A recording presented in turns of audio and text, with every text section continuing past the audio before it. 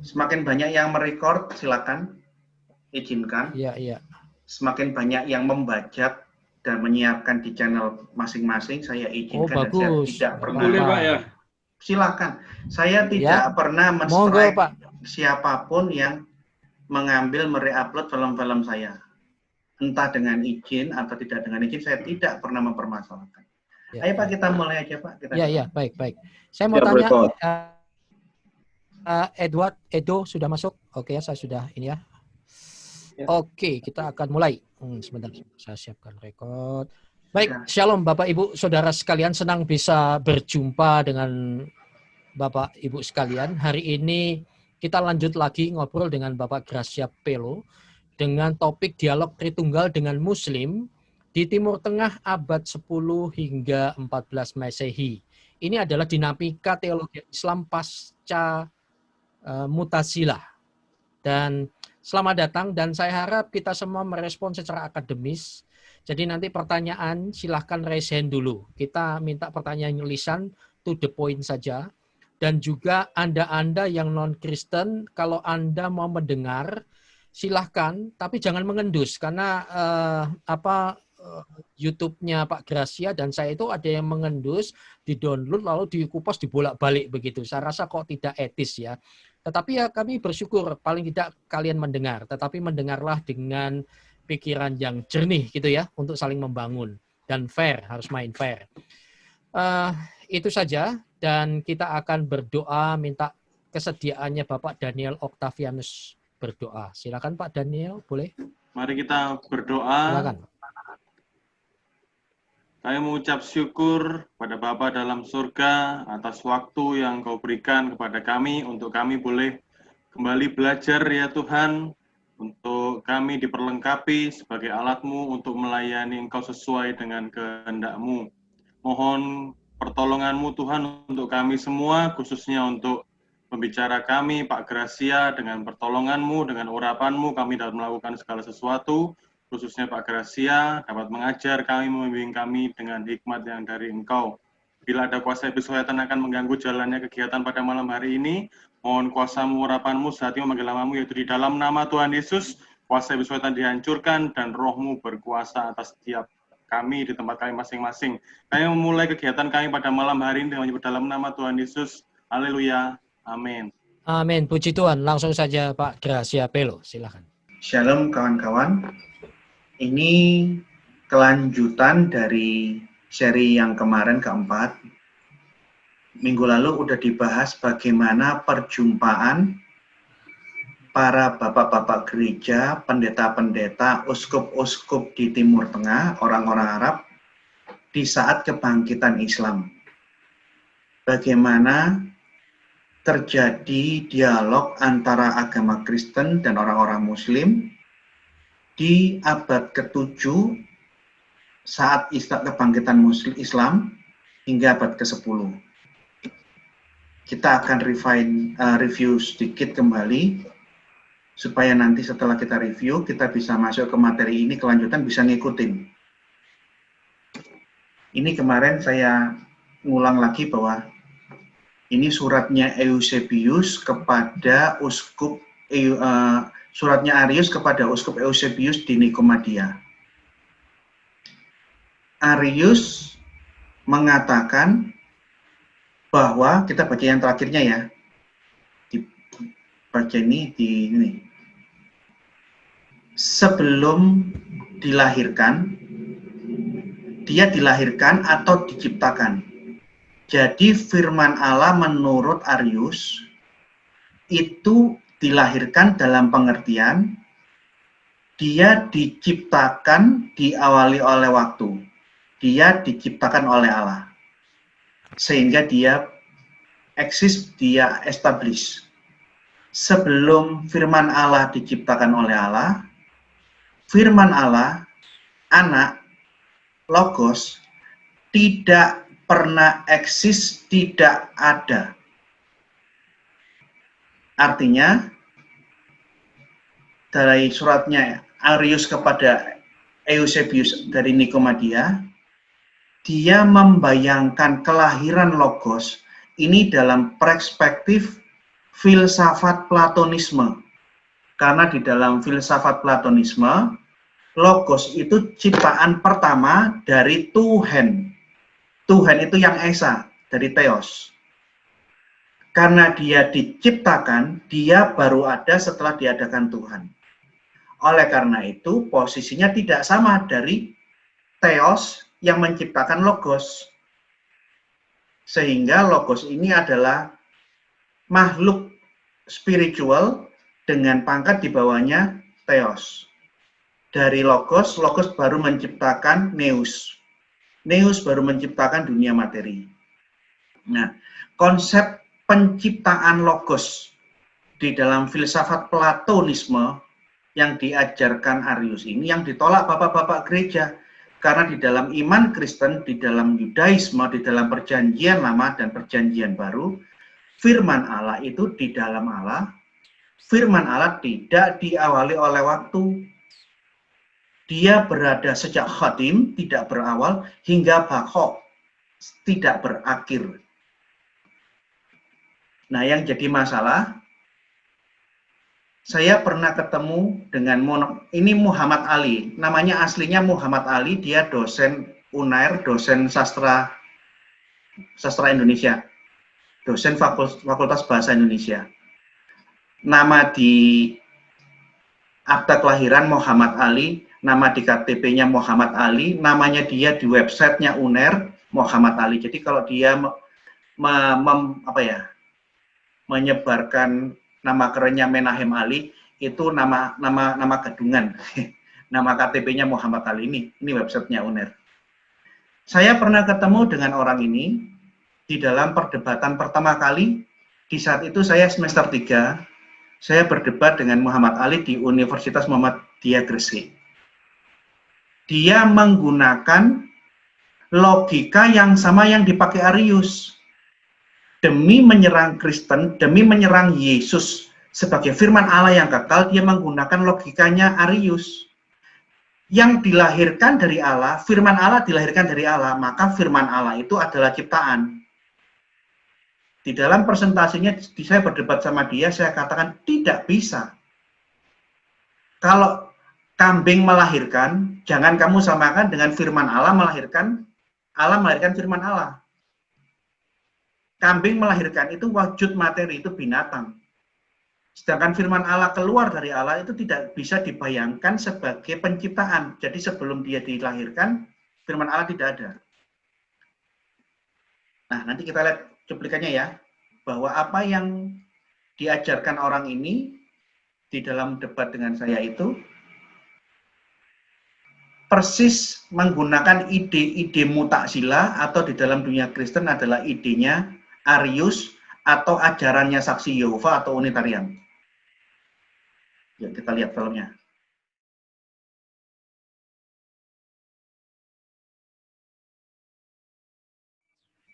Kemudian, apakah kalau firman yang keluar dalam diri Allah itu kekal atau tidak kekal? Nah, persoalannya diperdebatkan antara ajaran Yahudi dengan ajaran Kristiani. Kalau dalam kitab Yahudi ini, saya ambil dalam kitab Bereshit, kitab Kejadian pasal 2, ayat yang keempat disebutkan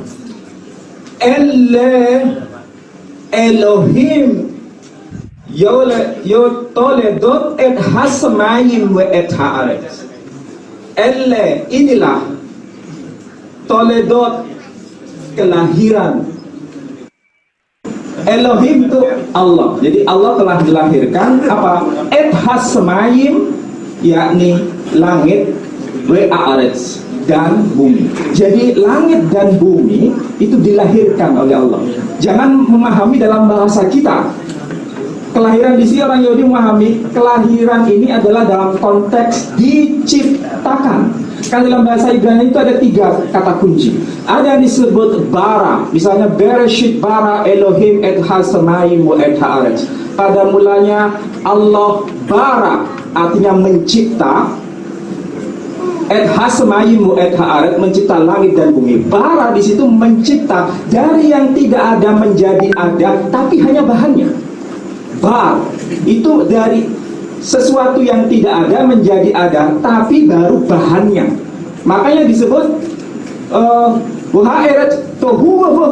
bumi itu belum berbentuk dan kosong, berarti menunjukkan baru bahan. Kemudian pada ayat-ayat selanjutnya disebut asa. Asa itu artinya membentuk. Jadi bahan itu kemudian dibentuk. Baru kalau sudah sempurna, yelado, dilahirkan. Jadi keluar dari menjadi makhluk yang sempurna. Karena dalam konteks bahasa Ibrani, bahasa yang sangat kuno, itu terpengaruh dengan bahasa-bahasa yang sederhana, tapi bisa membedakan antara bara, asa, dan yoledo. Nah, sudah tegas. Nah, masalahnya dalam ajaran Kristiani disebutkan begini dalam Qaulun al-Iman, nu'minu bi ilahin wahid, Allah al-Ab, khaliqus samawati wal ard wa kullu ma yura wa ma la yura wa bi rabbi wahid is Isa al-Masih al-maulud min al-abi qabla kulli dhuhur nur min nur al-ilah min ilahin al-ilah haq min ilahin haq al-maulud ghair makhluk musawi lil ab fil jawhar atau musawi bil ab fil zat. Ini masalahnya. Di situ ada penekanan al-maulud ghair makhluk, dilahirkan tapi tidak diciptakan. Ini adalah bahasa dogmatik Kristiani, maulid. Sementara bahasa Ibrani yang namanya kalau dilahirkan itu pasti sudah diciptakan. Jadi bahasanya berseberangan antara konsep Yahudi dan konsep Kristiani. Kalau yang namanya dilahirkan itu pasti diciptakan, sementara versi bahasa teologis Kristiani al-maulud ghair makhluk, dilahirkan tapi bukan diciptakan. Apa itu maksudnya? Sampai sekarang semua gereja tidak bisa menjelaskan ini dalam konteks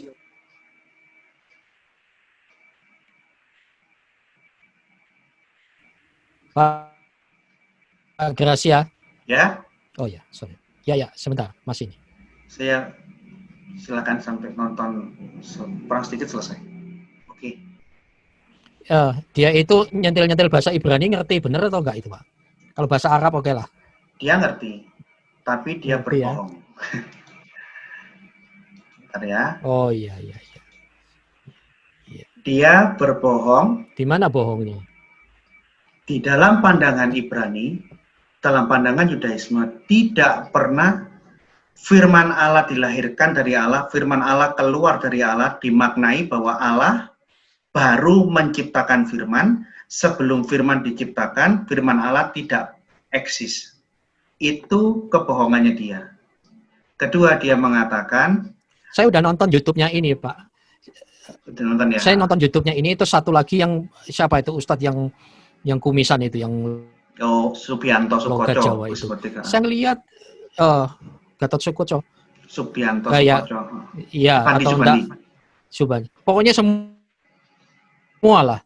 Mereka semua memaksa dengan konsep literal gitu. Sayang sekali mereka enggak ngerti. Jadi seperti memperkosa pengertian gitu. Oke, Pak, silakan. Nah, ini yang saya bilang, dia berbohong dengan PD.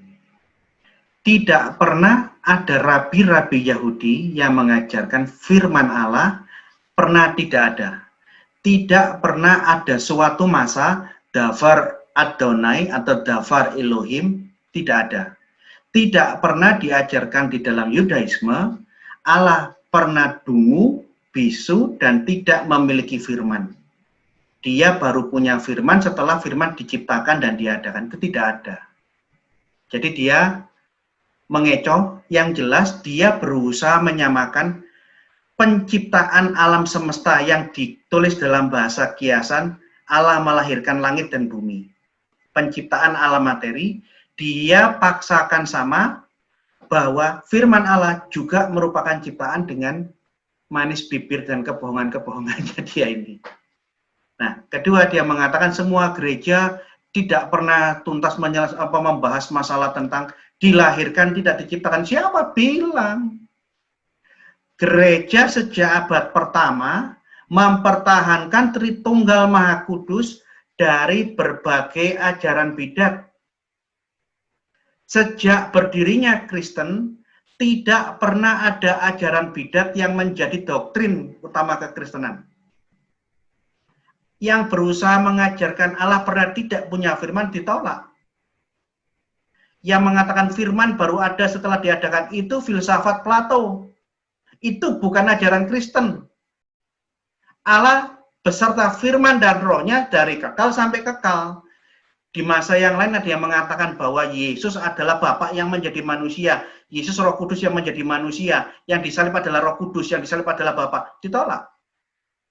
Jadi Muhammad Ali menggunakan metode, dalil, dan cara berpikirnya kalau di dalam Islam Mu'tazilah yang dibahas minggu lalu, bahwa firman Allah yang keluar dari Allah itu adalah ciptaan. Yang paralel dengan apa yang ditulis diajarkan oleh Arius. Jadi kalau orang Kristen awam yang belum bisa berbahasa Ibrani mungkin terpukau dengan gaya kebohongannya Muhammad Ali. Dan dia ini sekjennya Syiah tahun 2006 ya. Dia sekretaris Syiah Jawa Timur tahun 2006. Ya, oke, saya lanjutkan ya. Jadi di dalam debat waktu itu saya dipertanyakan oleh kawan saya Bapak Dahabi dari Medan. Tolong jelaskan posisi teologismu Ali. Kamu Mu'tazilah atau Ahli Sunnah wal Jamaah? Kamu layak mengatakan firman Allah diawali oleh waktu.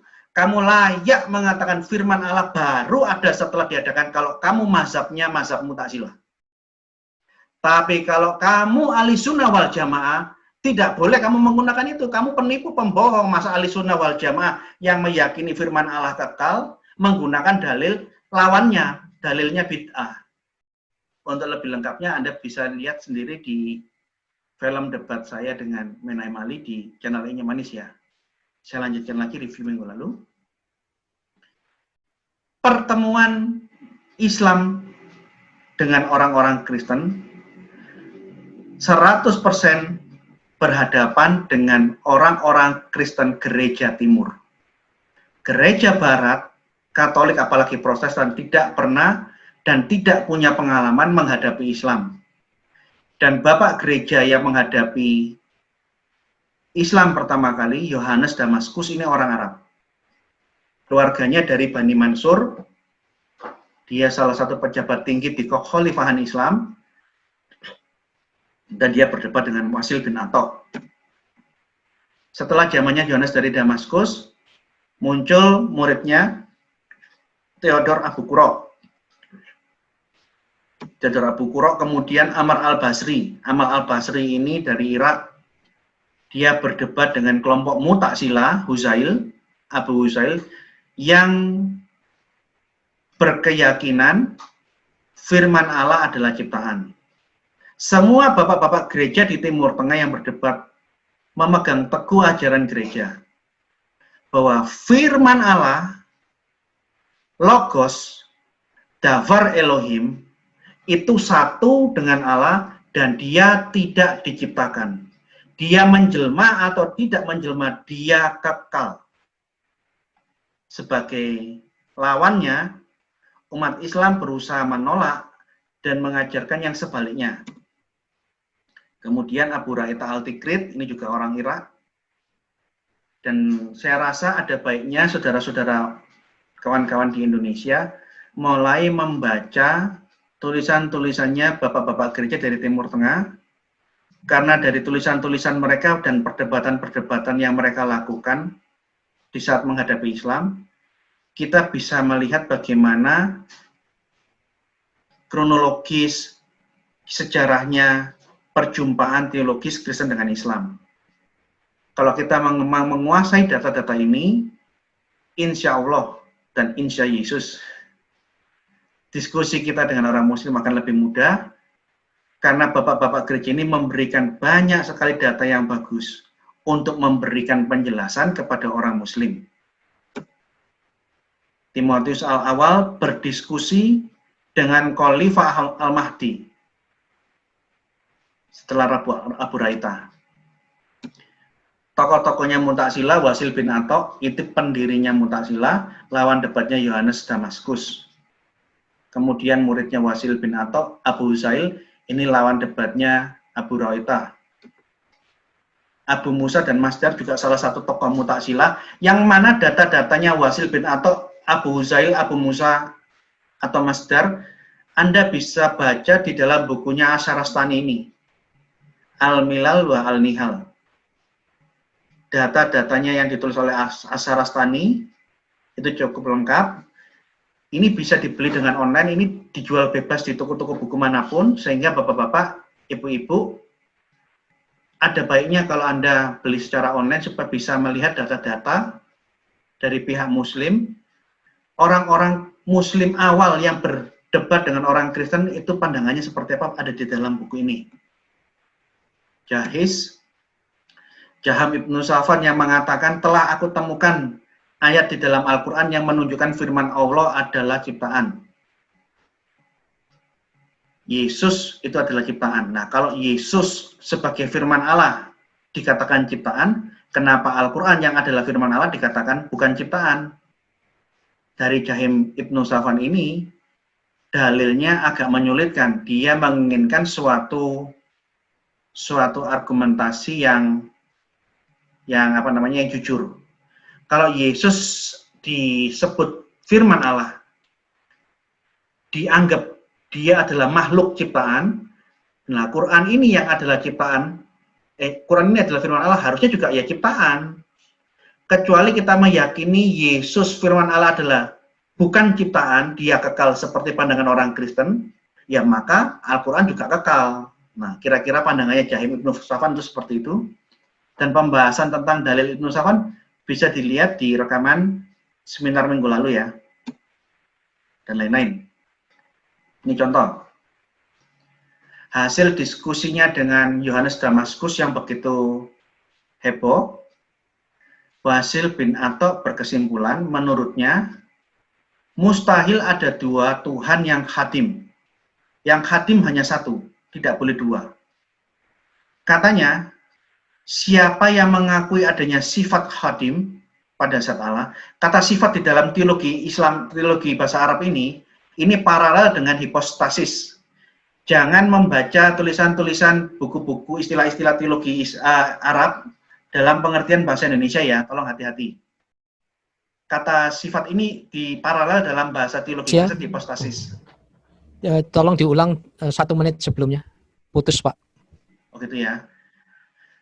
Menurut Wasil bin Atok, siapa yang mengakui adanya sifat khadim pada zat Allah, maka ia mengakui ada dua Tuhan. Yang saya ingin tekankan untuk kawan-kawan adalah kata sifat di dalam terminologi teologi bahasa Arab atau buku-buku Islam atau buku-buku teologi Arab Kristen, kata sifat untuk Allah itu paralel dengan hipostasis. Tidak sama dengan kata sifat dalam pengertian bahasa Indonesia ya, ini beda. Jadi kalau ada sifat kekal dan Allah kekal, maka ada dua yang kekal. Nah kalau ada dua hal yang kekal, maka ini kan menjadi ada dua Tuhan dong. Termasuk dengan sifat-sifat yang lain, kira-kira begitu. Nah, Theodor Abu Qurra, setelah di zamannya Yohanes Damaskus, muridnya Yohanes Damaskus, Theodor Abu Qurra, dia kemana-mana berdialog, berdiskusi, dan berdebat dengan ulama-ulama muslim. Semua ulama-ulama yang dia temui mengatakan firman Allah itu ciptaan. Firman Allah yang keluar, yang nusul itu semua ciptaan. Akhirnya dia berkesimpulan, jangan-jangan ajaran Islam ini, ajarannya Muhammad ini memang benar-benar suatu ajaran yang sesat. Dia menduga bahwa Muhammad itu orang yang telah diajar oleh seorang pengikut Arius. Jadi Theodor Abu Qurra ini karena kemana-mana dia debat selalu orang muslim, kala itu ulama-ulama mengatakan firman Allah ciptaan. Abu Qurra bilang, tidak mungkin. Kalau firman Allah ciptaan, Tuhan pernah tidak punya firman dong? Tidak bisa, karena firman Allah kan tidak sama dengan Allah. Dia pasti ciptaan. Nah, karena selalu berdebat bahwa firman Allah ciptaan dihadapi semua orang muslim, ulama-ulama selalu ngomong firman Allah ciptaan, dia menduga bahwa Muhammad ini pasti sudah pernah dididik oleh salah satu pengikut Arius. Dan dia mengatakan ajaran Allah pernah tidak punya firman, itu ajaran ateis dan fasik katanya gitu. Ajaran tidak bertuhan itu ateis dan fasik katanya. Merendahkan sekali Tuhan menurut Theodor Abukuro.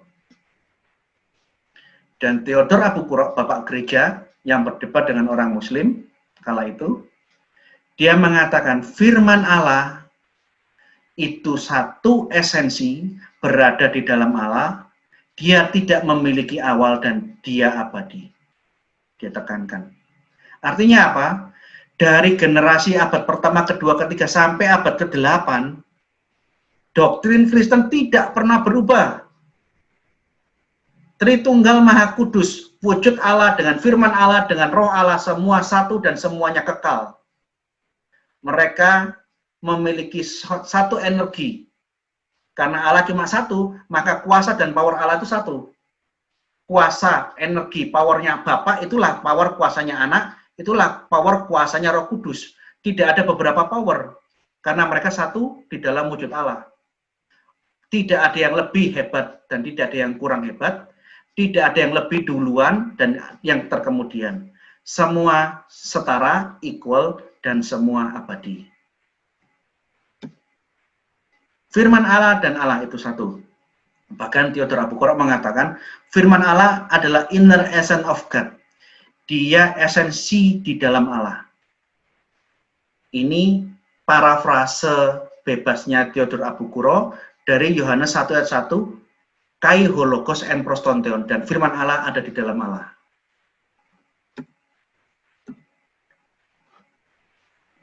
Abu Ra'itah, ini orang Kristen ya, Abu Ra'itah ini setelah zamannya Theodor Abukuro. Dia menyerang umat ulama muslim Abu Huzail. Kalau kamu meyakini Allah pernah tidak punya firman, firman baru ada setelah firman diciptakan, Allah itu cacat. Dia mengatakan ajaranmu ajaran Arius yang sekarang disebarluaskan oleh Saksi Yehova dan Unitarianisme. Abu Ra'itah mengatakan kepada lawan debatnya, kalau kamu mengatakan Allah tidak punya hipostasis Roh Kudus, tidak punya sifat hayat, tidak punya hidup, Anda sudah mengajarkan Allah itu mati. Sebaliknya Abu Musa atau Masdar menolak ajaran Kristen. Dia tetap bersikuku, berkeras bahwa firman Allah itu tidak kekal tetapi ciptaan. Karena dia mengatakan di dalam tulisannya, kalau Quran itu firman Allah dibilang kekal, sedangkan Allah itu juga kekal, dan Quran dan Allah itu tidak sama, maka kita sudah menggambarkan ada dua hal yang kekal. Pertama, Quran kekal dan Allah kekal. Bagi pandangannya ulama Islam Mu'tazilah Abu Musa, mustahil ada dua yang kekal. Ada sesuatu yang kekal lain selain Allah. Ini repot nih kan? Karena Quran itu kekal, Allah kekal, tapi Quran tidak sama dengan Allah. Nih, jadi ini bukunya Al-Milal wa Al-Nihal. Jadi bapak-bapak ibu tolong beli secara online lebih gampang. Tinggal bayar di Tokopedia atau di Bukalapak, dalam beberapa hari udah sampai di rumah. Abu Musa mengatakan, jika Al-Quran dikatakan kekal, berarti ada dua hal yang kekal. Yang kekal pertama Allah, dan kemudian Al-Quran.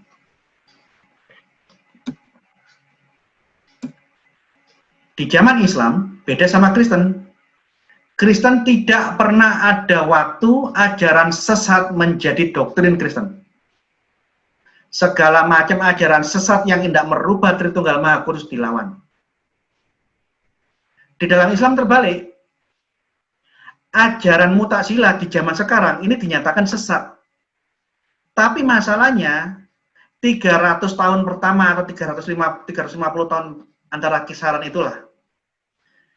Dunia Islam, teologi resmi kekhalifahan Muslim yang pertama kali itu Mu'tazilah.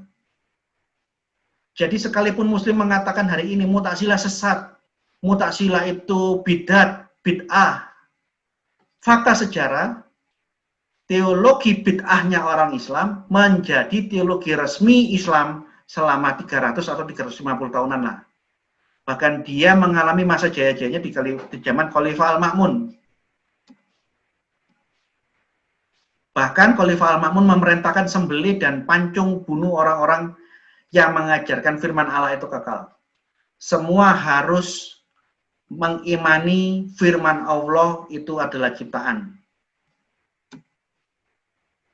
Bahkan penindasan ini masih berlangsung pasca meninggalnya Khalifah Al-Ma'mun.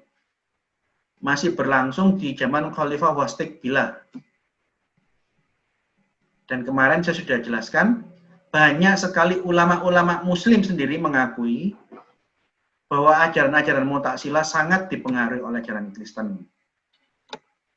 Pertama, Imam Asy'ari. Ini bukunya Imam Asy'ari. Buku Al-Ibanah. Ini murah bukunya, Anda bisa beli secara online.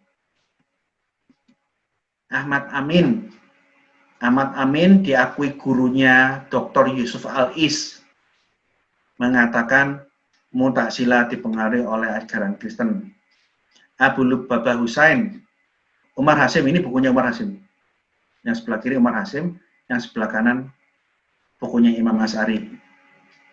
Harun Nasution juga mengakui hal yang sama. Yusuf Al-Is di dalam buku-buku sejarah yang dia tulis juga mengakui yang sama. Bahkan Syekh dari Makkah, siapa namanya? Saya lupa namanya. Syekh Mustafa Al-Ghurabi, dia mengatakan Mu'tazilah yang dinyatakan sesat saat ini, dia sangat berjasa dalam dunia Islam. Beda ya? Beda kan? Di dalam Islam, sekte sesat yang memimpin teologi resmi Islam di kekhalifahan selama 300 tahunan. Bahkan ada ulama hari ini mengatakan sekte sesat Islam itu memiliki jasa di dalam dunia Islam. Di Kristen tidak ada. Sejak abad pertama, bapak-bapak gereja sudah mengajarkan Tritunggal Maha Kudus. Anda bisa lihat seminar yang lalu. Bapak-bapak gereja abad kedua, bapak-bapak gereja abad ketiga, segala macam ajaran yang menyimpang ingin merubah ajaran Tritunggal Maha Kudus menjadi ajaran untuk membayangkan Allah yang lain, Allah gadungan, Allah hoax, ditolak. Tidak ada tempat buat ajaran sesat di dalam kekristenan. Di Islam beda. Ini teologi resminya Islam malah ini. Dia guru besar Fakultas Syariah di Mekah, Syekh Mustafa Al-Ghurabi. Ini ada di dalam bukunya Harun Nasution. Dia mengatakan, andaikan Mu'tazilah tidak ada untuk menghadapi orang-orang Kristen yang menyerang Islam, saya nggak tahu mau jadi apa. Hanya Allah yang tahu kira-kira kejadiannya seperti apa. Kalau sampai nggak ada Mu'tazilah, kira-kira nasibnya Islam seperti apa? Hanya Allah yang tahu, katanya Syekh Mustafa Al-Ghurabi ini. Jadi, review minggu lalu, Mu'tazilah ini ndablek dan bongol. Berkali-kali bapak-bapak gereja menjelaskan bahwa Allah itu satu wujud, satu substansinya, satu ousia. Di dalam wujud Allah yang esa, Allah memiliki firman yang kekal. Allah bisa berfirman karena di dalam dirinya ada firman secara kekal. Dan Allah yang esa itu memiliki roh, memiliki hayat. Bahasanya Abu Raita, Tritunggal adalah Allah itu bisa berfirman dan dia hidup. Ini bahasa yang sangat sederhana dari bapak-bapak gereja di Timur Tengah yang berdebat lawan Islam. Tapi Mu'tazilah bongol, dia tetap tidak bisa menerima penjelasan bapak-bapak gereja, orang-orang Kristen, dan selalu menuduh Tritunggal itu tiga Tuhan yang terpisah-pisah, politeisme. Ini kalau nggak daplek, ini apa namanya coba? Dan kekeliruan dan kesalahan diulang-ulang, dijelaskan sampai air liurnya kering, bahwa Allah itu satu, di dalam Allah yang satu itu Allah yang esa, dia memiliki firman dan memiliki hak. Tetap aja difitnahkan Kristen menyembah 3 Tuhan yang terpisah-pisah.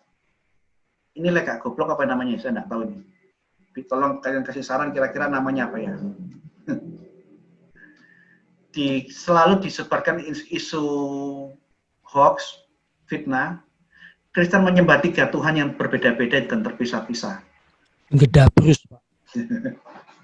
Gedabrus mungkin ya. Intinya, Mu'tazilah di saat bertemu dengan Kristen, orang Islam pertama kali, di abad ke-7 sampai abad ke-10, di saat dia ketemu orang Kristen, dia hanya memunculkan teologi yang hanya merupakan lawan, negasi dari Kristen. Kristen mengajarkan Allah itu memiliki hipostasis. Dia tidak satu kosong dil, tapi dia memiliki pluralitas di dalam substansinya yang esa itu. Mu'tazilah mengajarkan Allah tidak punya hipostasis. Dalam bahasa terminologinya, bahasa terminologi Muslim, Allah tidak punya sifat. Itu paralel dengan mengatakan Allah tidak punya hipostasis. Jikalau Kristen mengajarkan firman Allah itu satu di dalam Allah dan dia kekal, entah dia turun, menjelma atau tidak menjelma, dia satu di dalam Allah dan kekal, Mu'tazilah memberikan jawaban negasinya saja. Firman Allah kekal. Firman Allah di dalam Mu'tazilah tidak kekal, dia baru ada setelah diadakan. Jadi ingat ya, hati-hati kalau kita ngomong diskusi tentang lintas agama Kristen Islam, banyak kata-kata yang ditulis sama dalam bahasa Indonesia, tapi maknanya agak beda. Kalau kita baca buku-buku teologinya orang Muslim, ketemu kata sifat Allah, itu maksudnya hipostasis. Tidak sama dengan sifat saya yang pemarah atau sifat saya yang melankolis, tidak sama, bukan seperti itu. Jadi kalau orang yang tidak belajar terminologi Arab, baik teologi Arab Kristen atau Arab Muslim, bisa salah paham tentang penggunaan istilah ini. Oh ya, saya sedikit intermezzo, saya sisipkan di sini. Baru-baru ini Ustadz Alwan memberikan postingan untuk menanggapi penjelasan saya bahwa manuskrip abad pertama Alkitab ditemukan. Saya kasih jawaban. Kemarin saya memberikan pertanyaan, dia tidak tahu blok ornamental, dan dia berusaha menjawab di dalam postingannya yang kemarin. Ternyata jawabannya pun keliru pula. Terus saya pikir-pikir sudah jalan 3 minggu, dia tidak bisa jawab dan sekali jawab itu pun keliru, akhirnya saya akan jawab. Ustadz Alwan mengatakan bahwa blok ornamental itu ciri khas manuskrip-manuskrip abad kedua. Dia mengatakan bahwa blok ornamental itu lebih ke arah tekstual, dekorasi tekstualnya. Jawabannya Ustadz Alwan menunjukkan dia sama sekali belum tahu apa itu blok ornamental. Blok ornamental bukan dekorasi tekstual, bukan mengarahkan kepada teksnya, tapi itu suatu bentuk seni di kertas yang akan ditulis. Kalau bentuk tulisannya itu penggolongan paleografi, bukan blok ornamental. Jadi dari sini saya bisa tahu bahwa Ustadz Alwan memang belum menguasai masalah ini. Contoh ya, mengenai penggolongan huruf-huruf Ibrani. Huruf di zamannya Musa itu Proto-Sinaiticus. Ini masih bentuknya lambang-lambang mirip hieroglif. Ada kepala sapi, ada bentuknya bentuk benda-benda. Setelah Proto-Sinaiticus itu Paleo-Hebrew, ini yang muncul di tahun 1000. Ini baru ada di zamannya Daud dan Sulaiman. Hurufnya udah beda dengan zamannya Musa. Kemudian ada Hasmonean atau Hebrew Herodian. Dari metode model aksara, kita bisa mengetahui ini tulisan dari rentangan tahun berapa. Jadi kalau mau ngomong tentang bentuk dan keindahan tulisan teksnya itu bukan blok ornamental, itu penggolongan paleografi, jenis aksara apa, yang mana jenis aksara ini menentukan dari abad apa ini dipakai, kira-kira gitu. Dan abjad dekorasi tidak bisa dijadikan dekorasi, ya bunyi bentuknya ya gitu-gitu. Yang bisa dijadikan dekorasi atau ya apa menjadi seni ya kaligrafi Arab bisa. Dan tidak pernah ada bentuk kaligrafi dekorasi teks di dalam manuskrip Alkitab. Di abad pertama kedua tidak ada. Itu kertasnya yang dihiasi, bukan teksnya. Kalau sudah bentuk kodeks, dilukis. Kertas yang akan dipakai menulis Alkitab di dalam kodeks itu ada hiasannya, dilukis malah. Oke. Kemudian dia membandingkan bahwa ada perbedaan sekian ayat antara Novum dengan buku yang lain. Saya katakan iya, betul. Perbedaan-perbedaan teks di dalam Alkitab diumumkan secara terbuka oleh Novum Testamentum. Di Islam tidak pernah diumumkan. Bahkan kalau ada manuskrip yang berbeda dengan yang lain, dirampas, disobek-sobek, dibakar. Kenapa? Kenapa? Kenapa Pak Edi? Pertanyaan sederhananya, kenapa begitu? Jawabannya kalau menurut orang Muslim, menyobek-nyobek Al-Quran seperti yang dilakukan oleh Utsman bin Affan, membakari semua mushaf-mushaf yang ada di zamannya dia. Ingat wilayah kekuasaannya Utsman itu Afrika Utara, Mesir, seluruh Jazirah Arab mulai dari Palestina sampai Yaman, Bahrain, Yordania, Syria, bahkan sampai ke perbatasan Rusia. Azerbaijan itu wilayah kekuasaannya Utsman. Saya tidak dapat catatan data tertulis berapa jumlah Quran yang disobek. Saya minta kalian semua membayangkan, dengan luas wilayah kekuasaan Islam semacam ini, semua mushaf-mushaf Al-Quran yang berbeda dari punyanya Utsman, disobek-sobek, dibakari, jumlahnya seberapa banyak? Pikiran dewi. Jawaban mereka, oh nyobek-nyobek Al-Quran itu biasa, itu hanya untuk menyeragamkan bacaan. Ini kan alasan yang tidak masuk akal. Kalau perbedaan bacaan itu, tulisannya harus sama. Hanya tulisannya belum ada titik pembeda konsonan, orang bisa salah baca. Jadi yang baca itu yang lidahnya orang yang membaca bisa keliru-keliru. Tapi semua teksnya di seluruh dunia, kalau perbedaan bacaan harus sama seperti di fotokopi. Nah, kalau sudah sama seperti di fotokopi, Quran di Mekah sama dengan di Yaman, sama dengan di Madinah, sama dengan di Syam, di Damaskus, di Syria, sama dengan yang di Palestina, sama dengan di Mesir, sama dengan di Irak, sama dengan di mana-mana. Teksnya, yang salah yang baca. Nah, untuk apa yang sama sudah disobek-sobek itu untuk apa? Setelah semua disobek-sobek, Quran versi Utsman yang sama dengan yang disobek-sobek, disalin, digandakan untuk dibagikan lagi, karena kamu kemarin sudah saya sobek. Ini kan logikanya tidak masuk akal ya. Bedanya Novum dijual bebas dan saya punya, dan ini menjadi rujukan kalau melakukan eksegese. Di dalam STT yang berkelas, bukan STT kacangan abal-abal, seperti STT-nya beberapa yang online itu yang STT bidat, Novum menjadi rujukan semua mahasiswa teologi, dijual bebas, ditunjukkan. Andai kata ada perbedaan antara naskah ini sama naskah ini, kita karena memiliki ribuan salinan, kita bisa merekonstruksi kira-kira yang lebih betul ini redaksi yang ini atau yang ini. Kenapa? Karena kita punya ribuan salinan. Persamaan dan perbedaannya kita tampilkan apa adanya. Muslim tidak pernah melakukan kritik teks.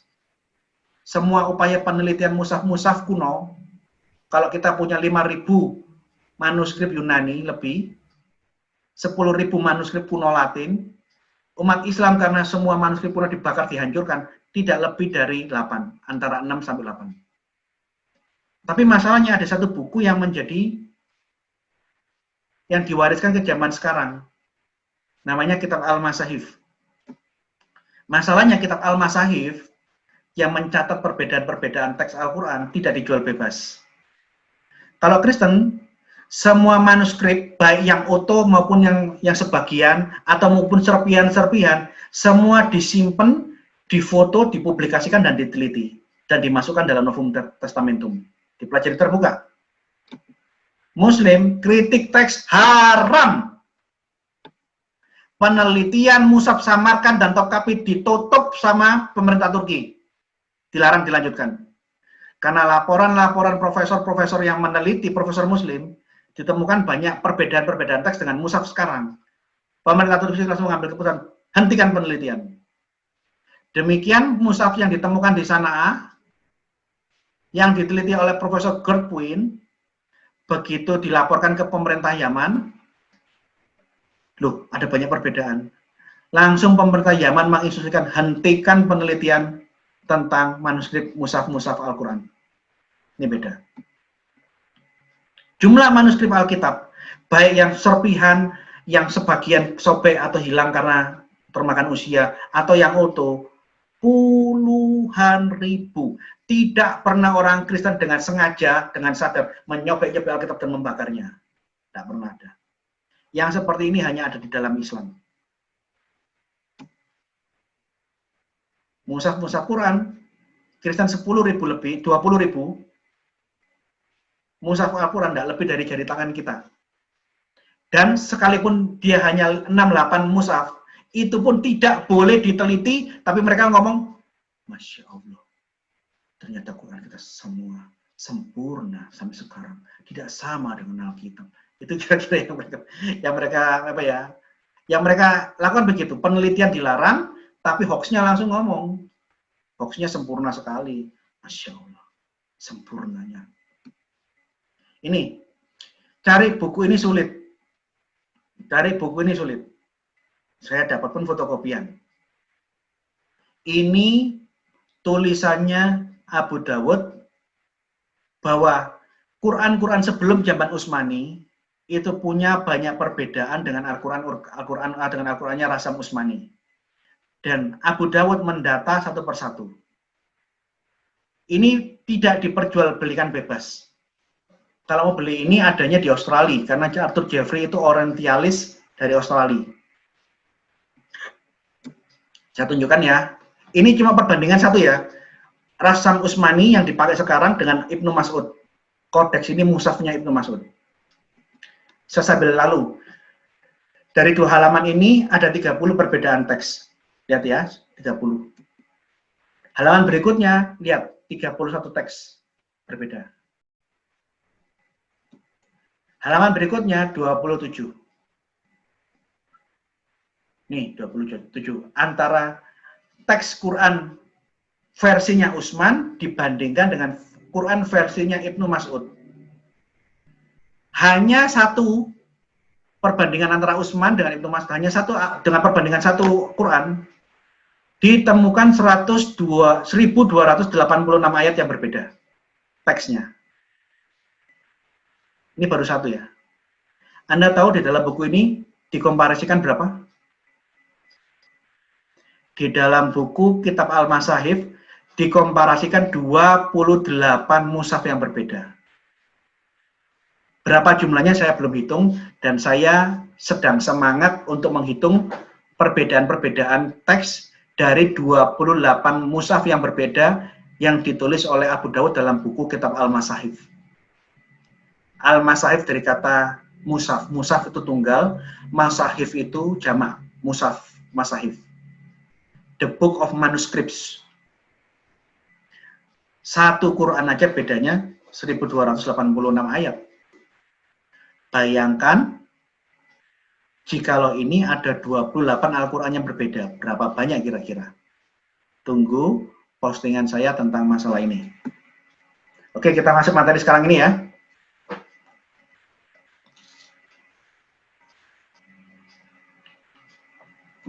Setelah fase pertama Islam, Mu'tazilah, ada pertentangan dari dalam Islam yang mengkoreksi, mengkritik ajaran-ajaran Mu'tazilah. Ini internal, karena orang-orang Muslim menjadi bahan olok-olokan orang-orang Kristen. diejek, dihina oleh orang-orang Kristen. Ya ampun, kamu mempercayai Tuhan yang mati, karena Tuhan tidak punya sifat hayat. Tuhanmu tidak punya hipostasis roh, tidak punya hidup. Tuhanmu tidak punya hipostasis firman, Tuhanmu bisu, dicek-cek. Akhirnya ada sebagian orang Muslim yang mulai memikirkan kritis, karena ejekan-ejekan itu serangan-serangan orang Kristen. Akhirnya mereka berusaha melawan doktrin-doktrin Mu'tazilah yang sudah menjadi doktrin resmi teologi kekhalifahan selama 3 abad lebih. Mereka lah yang disebut dengan kaum Aswaja Ahlussunnah wal Jamaah. Dia mulai berkembang, dia sudah ada sebelum zamannya Khalifah Mutawakkil al-A'la. Tapi dia baru mendapat kebebasan berekspresi dan berkembang setelah zaman Khalifah Mutawakkil al-A'la. Ini kalau nggak salah cucunya Khalifah Al-Ma'mun. Karena Khalifah Mutawakkil al-A'la memiliki pandangan yang sama, setuju dengan pandangan kaum Aswaja Ahlussunnah wal Jamaah, bahwa firman Allah itu kekal, bukan ciptaan. Sebelumnya saya mau review sedikit, mundur sedikit, bahwa di dalam dunia teologis Kristen Arab, banyak sekali bapak-bapak gereja Kristen Arab menuliskan buku-buku teologis dalam bahasa Arab. Contohnya Abdul Masih Al-Kindi. Dia hidup di zaman Khalifah Al-Ma'mun. Dia berdiskusi dengan Khalifah Al-Ma'mun 813 sampai 833 antara inilah. Dia di dalam bukunya sudah menerjemahkan kata hipostasis, diterjemahkan dalam bahasa Arab sifat dan atau uknum. Kata ausia dalam bahasa Yunani diterjemahkan Abdul Masih Al-Kindi. Abdul Masih ini artinya hamba Al-Masih. Abdul itu hamba, Masih itu Mesias, Kristus. Jadi kalau ada orang bernama Abdul Masih di Arab pasti dia Kristen. Karena arti katanya adalah hamba Kristus. Kata ausia diterjemahkan jauhar atau zat. Dan Abdul Masih Al-Kindi lah yang ngomong kepada Kaisar Khalifah Al-Ma'mun bahwa Tritunggal yang menjadi doktrin orang Kristen itu keluar dari bibir suci juru selamat yang disampaikan kepada rasul-rasulnya untuk mengabarkan Injil. Ini di dalam bukunya Apologi Al-Kindi. Dan di dalam buku-buku teologinya Al-Kindi, dia sudah menggunakan kata sifat dan zat ini. Fama sifati zatihi tabaraka wa ta'ala fajauhar zu kalimat waru azali. Adapun sifat-sifat zatnya. Ini kalau pakai bahasa Yunani, adapun hipostatis dari ausia Allah, nah, kira-kira gitu loh. Tapi dia sudah menerjemahkan dalam buku teologinya menggunakan kata sifat dan zat. Ada juga akonim. Akonim ini uknum dalam bentuk jamak. Salat sati akonim, 3 pribadi, oknum akonim.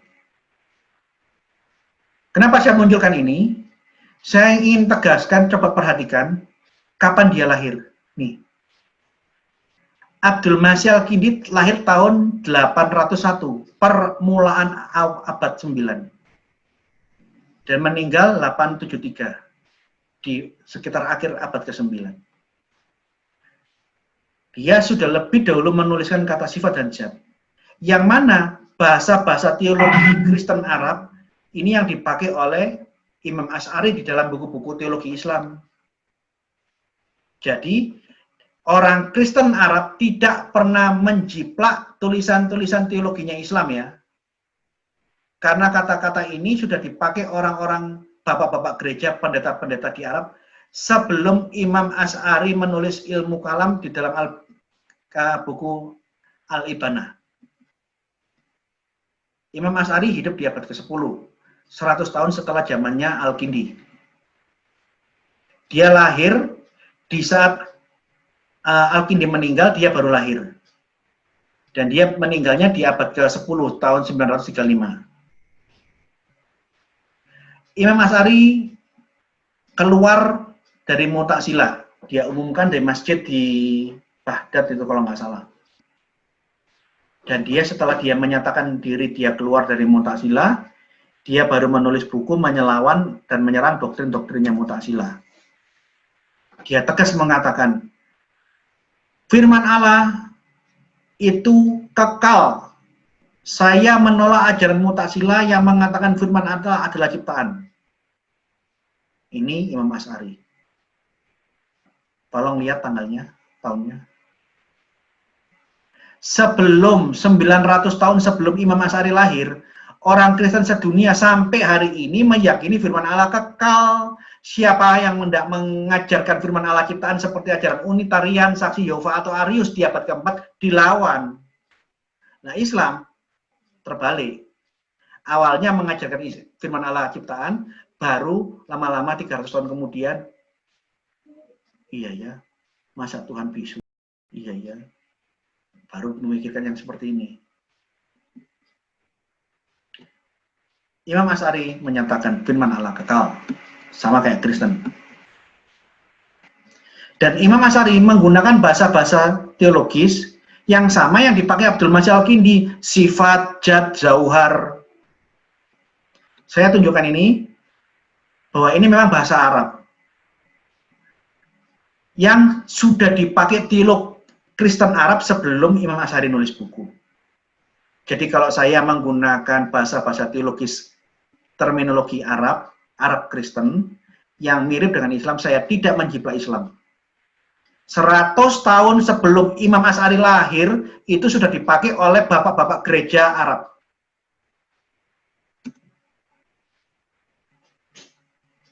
Imam Asy'ari menolak pandangan Mu'tazilah. Mu'tazilah mengatakan Allah tidak punya pluralitas, ditolak. Imam Asy'ari mengajarkan Allah memiliki pluralitas, Allah memiliki sifat-sifat, memiliki hipostasis-hipostasis.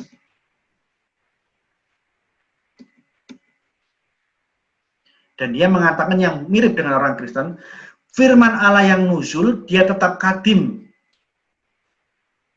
Seperti ajaran Kristen kan? Jikalau firman Allah itu menjelma, berinkarnasi menjadi manusia Yesus Kristus, wujud inkarnasinya benar manusia, tetapi firman Allah hakikat ilahi logos itu tetap kekal dan tidak ciptaan. Ajaran yang sama juga diajarkan oleh Imam Asy'ari. Dan dia mengatakan Al-Quran memiliki dua sifat, punya dua keberadaan. Dilihat dari wujudnya, dilihat dari hakikat aslinya sebagai kalamullah, kalam naf itu tidak diciptakan. Kok dilihat dari tulisannya, bahasa Arabnya itu benar-benar ciptaan. Jadi ada dua sifat, serentak ciptaan dan serentak tidak ciptaan. Ini kutipan dari Al-Ibanah ya Pak ya. Dia menolak pandangan Mu'tazilah bahwa firman Allah itu baru ada setelah diadakan. Ini. Ketahuilah, semoga Allah melimpahkan rahmatnya kepada kalian. Bahwa ucapan kelompok Jahmiyah ini salah satu sekte Mu'tazilah, bahwa kalamullah, bahwa firman Allah itu makhluk. Hal ini melazimkan mereka bahwa Allah senantiasa seperti layaknya berhala yang tidak dapat berkata dan berbicara, walau senantiasa tidak berbicara. Dia mengatakan kalau Allah pernah tidak punya firman Allah baru ada setelah diadakan. Itu kan tidak bedanya dengan menggambarkan bahwa Allah dalam bayanganmu itu kan berhala yang tidak bisa ngomong, tidak bisa berkata-kata. Nih, dalam bukunya Sahilun Nasir, dia menjabarkan pemikiran Asy'ari seperti begini. Firman Allah Subhanahu wa Ta'ala yang khadim, yang tidak berawal, yang kekal adalah sifat hipostasis dari Allah Subhanahu wa Ta'ala. Yang tidak berbentuk huruf, dia tidak bersuara, itu dinamakan kalam nafs. Adapun yang tertulis dalam saf, dalam susunan-susunan, tulisannya bahasa Arab, ada susunannya, ada dijilid, dan yang dibaca oleh umat Islam adalah musmadul, bentuk yang dirupakan dari kalam Allah. Ini yang dibilang kalam lafzi. Itulah sifat Allah yang khadim, berdiri di atas zatnya. Yang khadim tentunya Quran sebagai kalamnya adalah khadim juga. Nah, dia mulai mengatakan Hakikat kalamullah itu khotim. Bentuknya, fisiknya, ditulis dalam bahasa Arab, dijilid, disusun-susun. Itu memang makhluk, bentuk yang dirupakan. Artinya di sini sudah mulai ada penjelasan bahwa Al-Quran itu sebagai firman Allah yang nuzul memiliki dua keberadaan, serentak ciptaan, kertasnya, samanya, tulisannya, jilidnya, serentak sebagai kalamullah, dia itu tidak diciptakan oleh siapapun juga. Nah ini mulai menarik nih. Menarik kan? Terus Imam Asy'ari mengatakan, sifat Allah itu berbeda dengan Allah, dan sifat yang satu, hipostasis Allah yang satu dengan hipostasis yang lain, sifat yang satu dengan sifat yang lain, itu tidak sinonim dan memang mutlak berbeda. Coba kita baca begini. Salah seorang dari tokoh terkemuka Jahmiyah, sekte Mu'tazilah, berkata bahwa ilmu Allah adalah Allah itu sendiri. Allah berilmu dalam zat-Nya. Ilmu adalah pada zat. Dan Allah adalah ilmu. Ia menafikan ilmu terhadap Allah dengan kata-kata yang seolah-olah ia menetapkannya. Perkataan ini memaksanya untuk mengucapkan, wahai ilmu, ampunilah aku. Karena menurutnya ilmu adalah Allah. Allah berilmu, memiliki ilmu pada zat-Nya. Dan menurut kiasnya yang batil, Allah adalah ilmu dan kekuasaan. Maha tinggi Allah atas apa yang mereka katakan dengan ketinggian yang sebesar-besarnya. Imam Asy'ari ingin menjelaskan bahwa antara sifat dengan zat itu berbeda, tidak identik. Kalau sifat itu identik dengan zat, maka sifat ilmu Allah itu menjadi Allah itu sendiri. Terus dia sindir, wahai ilmu, ampunilah aku. Dia sindir seperti itu. Jadi di dalam teologi ilmu kalam yang diajarkan Imam Asy'ari, membedakan mutlak antara sifat dengan Allah tidak sama. Ini dari halaman 92 ya. Di dalam buku yang saya tulis, kalau Anda tidak bisa beli bukunya, repot memberikan di online satu persatu, beli buku saya, semua ada di dalam sini. Jadi, sebagai anti terhadap ajaran Mu'tazilah, yang mengatakan Allah tidak memiliki hipostasis, Allah tidak memiliki sifat-sifat, Imam Asy'ari mengajarkan Allah kekal, Allah itu esa, tapi dia punya 20 sifat-sifat Allah yang juga kekal. Yang mana sifat yang satu dengan sifat yang berikutnya, sampai sifat yang ke-20, semua mutlak berbeda dan unik. Tidak sinonim, tidak ada yang sama. Sifat Allah bukan Allah. Allah kekal, 20 sifat Allah kekal. Dan 20 sifat Allah yang kekal, yang beda dengan Allah, dan antara sifat yang satu dengan sifat yang lain itu tidak sama, semua melekat pada zat Allah. Ini ajarannya Imam Asy'ari. Ini menjadi masalah. Melekat ini nempel atau di dalam? Ini akan menjadi pertanyaan nanti ini. Kalau di Kristen, firman Allah bukan menempel, tetapi firman Allah ada di dalam Allah. Aku datang dan keluar dari Allah. Yohanes 8 ayat 42. Firman bersama-sama dengan Allah, bahasa Yunaninya kai holokos en proston theon, dan logos itu ada pada Allah, di dalam Allah. Karena firman ada di dalam Allah, menurut ajaran Alkitab, dia satu di dalam wujud Allah yang esa. Jadi kekekalan firman itu berada di dalam kekekalan wujud Allah. Ini yang menjadi pertanyaan ini menjadi problem nanti. Selain Imam Asy'ari ada Imam Maturidi yang muncul pasca Mu'tazilah. Jadi tokoh Ahlussunnah wal Jamaah itu ada dua, Maturidi dan Imam Asy'ari. Dia orang Turki, Samarkand. Dia memiliki perbedaan. Kalau Imam Asy'ari meyakini predestinasi, takdir. Imam Maturidi mempercayai free will. Ini kayak dialognya Calvin sama Wesley ini. Dia meyakini firman Allah itu bukan materi, dia kekal dan tidak pernah terbagi. Ini keyakinannya Imam Maturidi. Tapi dia juga menegaskan Meskipun demikian, sifat Allah bukanlah sesuatu yang selain zat. Kalau saya menggunakan bahasa yang lebih sederhana untuk lebih dimengerti orang-orang Kristen, yang dimaksud sifat itu bukanlah sesuatu selain zat, maksudnya sifat Allah memang bisa dibedakan dengan Allah, tapi sifat itu identik dengan zat. Menarik kan? Bahasanya mirip dengan Tertullianus. Berbeda tetapi tidak terpisahkan. Hipostasis ada di dalam Allah. Bisa dibedakan tapi tidak bisa dipisahkan. Sifat-sifat hipostasis itu identik dengan zat, katanya Imam Maturidi. Ini agak mirip ini. Ini mulai melihat ada reaksi dari internal Islam melawan Mu'tazilah, teologi Islam yang pertama. Ini mulai menunjukkan ciri-ciri yang agak mirip dengan ajaran-ajaran Kristen. Selepas zamannya Imam Asy'ari,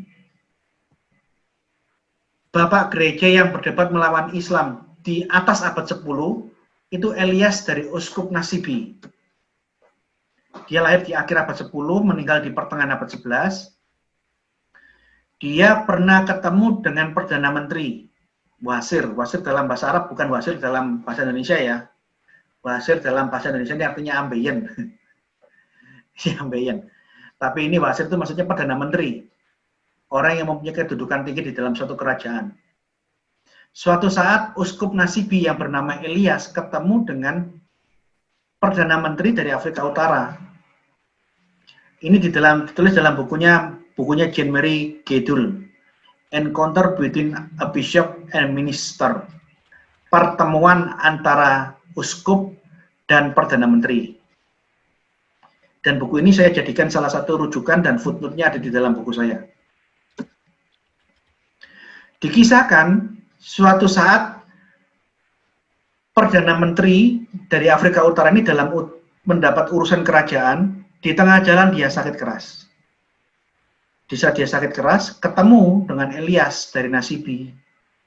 Dibawalah ke gereja, ke biara. Dikasih sup, dikasih makanan.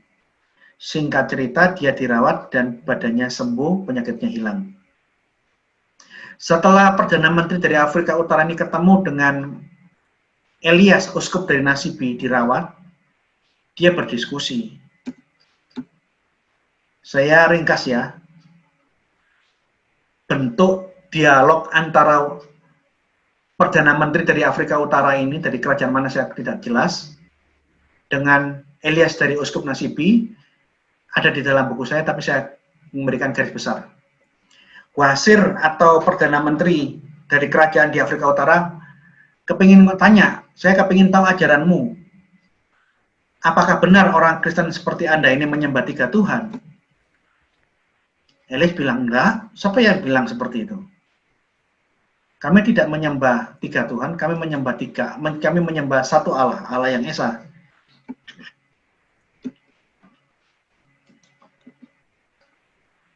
Di mana Allah yang Esa itu memiliki firman dan dia hidup. Allah yang Esa itu memiliki anak, firman Allah Logos, dan dia memiliki Roh Kudus, hayat Allah, hidup Allah. Jadi Allah itu 3 itu keliru.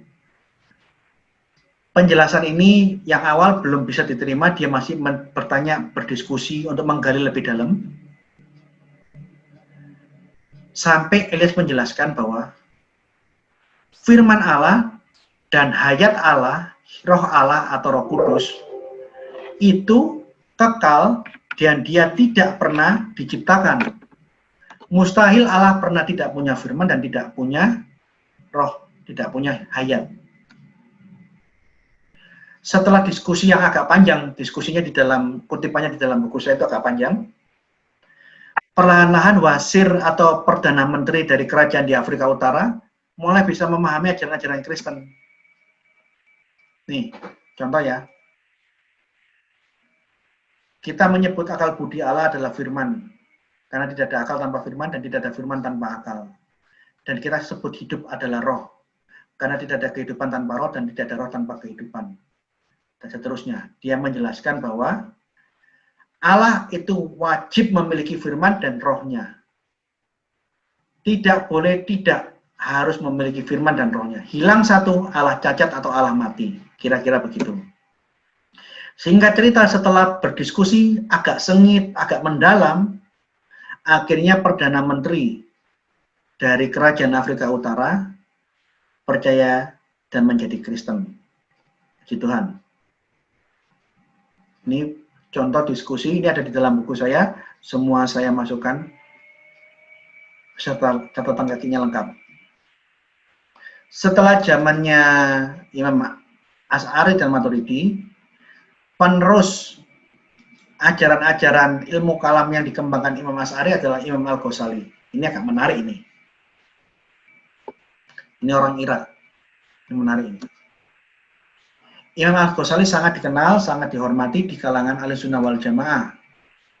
Dia teologinya menganut paham Asy'ariyah, paham teologi yang diajarkan Imam Asy'ari. Dia teolog ilmu kalam. Dia menentang Mu'tazilah. Yang menarik, dia mengatakan ini menarik nih. Firman Allah yang nuzul itu memiliki dua keberadaan, serentak makhluk, serentak sebuah ciptaan, sekaligus ghair al-makhluk, sekaligus dia bukan diciptakan alias dia kekal. Ini menarik. Ini sama tidak dengan ajaran Kristen?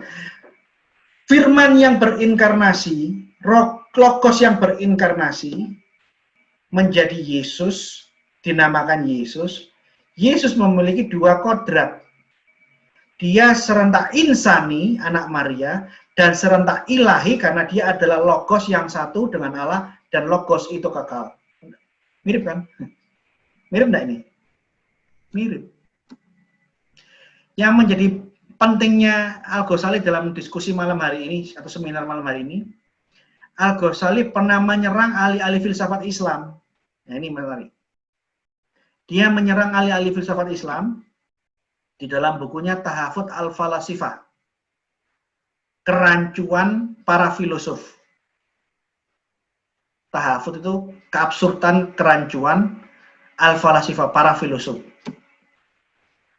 Gara-gara Imam Al-Ghazali menulis buku yang menyerang dan menyalah-nyalakan para ahli filsafat Islam, Ibnu Rushd atau Ibnu Rushd tersinggung dan menyerang, membalas tulisannya Al-Ghazali dalam buku Tahafut al-Tahafut.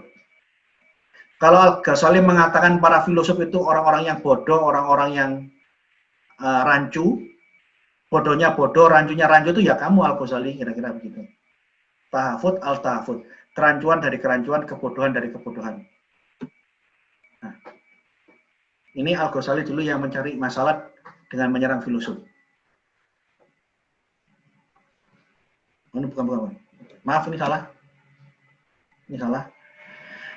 Pada waktu Al-Ghazali menyerang para filosof di dalam bukunya Tahafut al-Falasifah, dia sedang menyerang pandangan-pandangan Ibnu Sina, ahli filsafat Islam yang dihormati di dalam kalangan ahli-ahli filsafat Islam. Begitu dia menyalah-nyalakan dan menyerang cara berpikirnya kelompok Muslim ahli filsafat, Ibnu Rushd sebagai salah satu kelompok filosof tidak terima. Ini bukunya.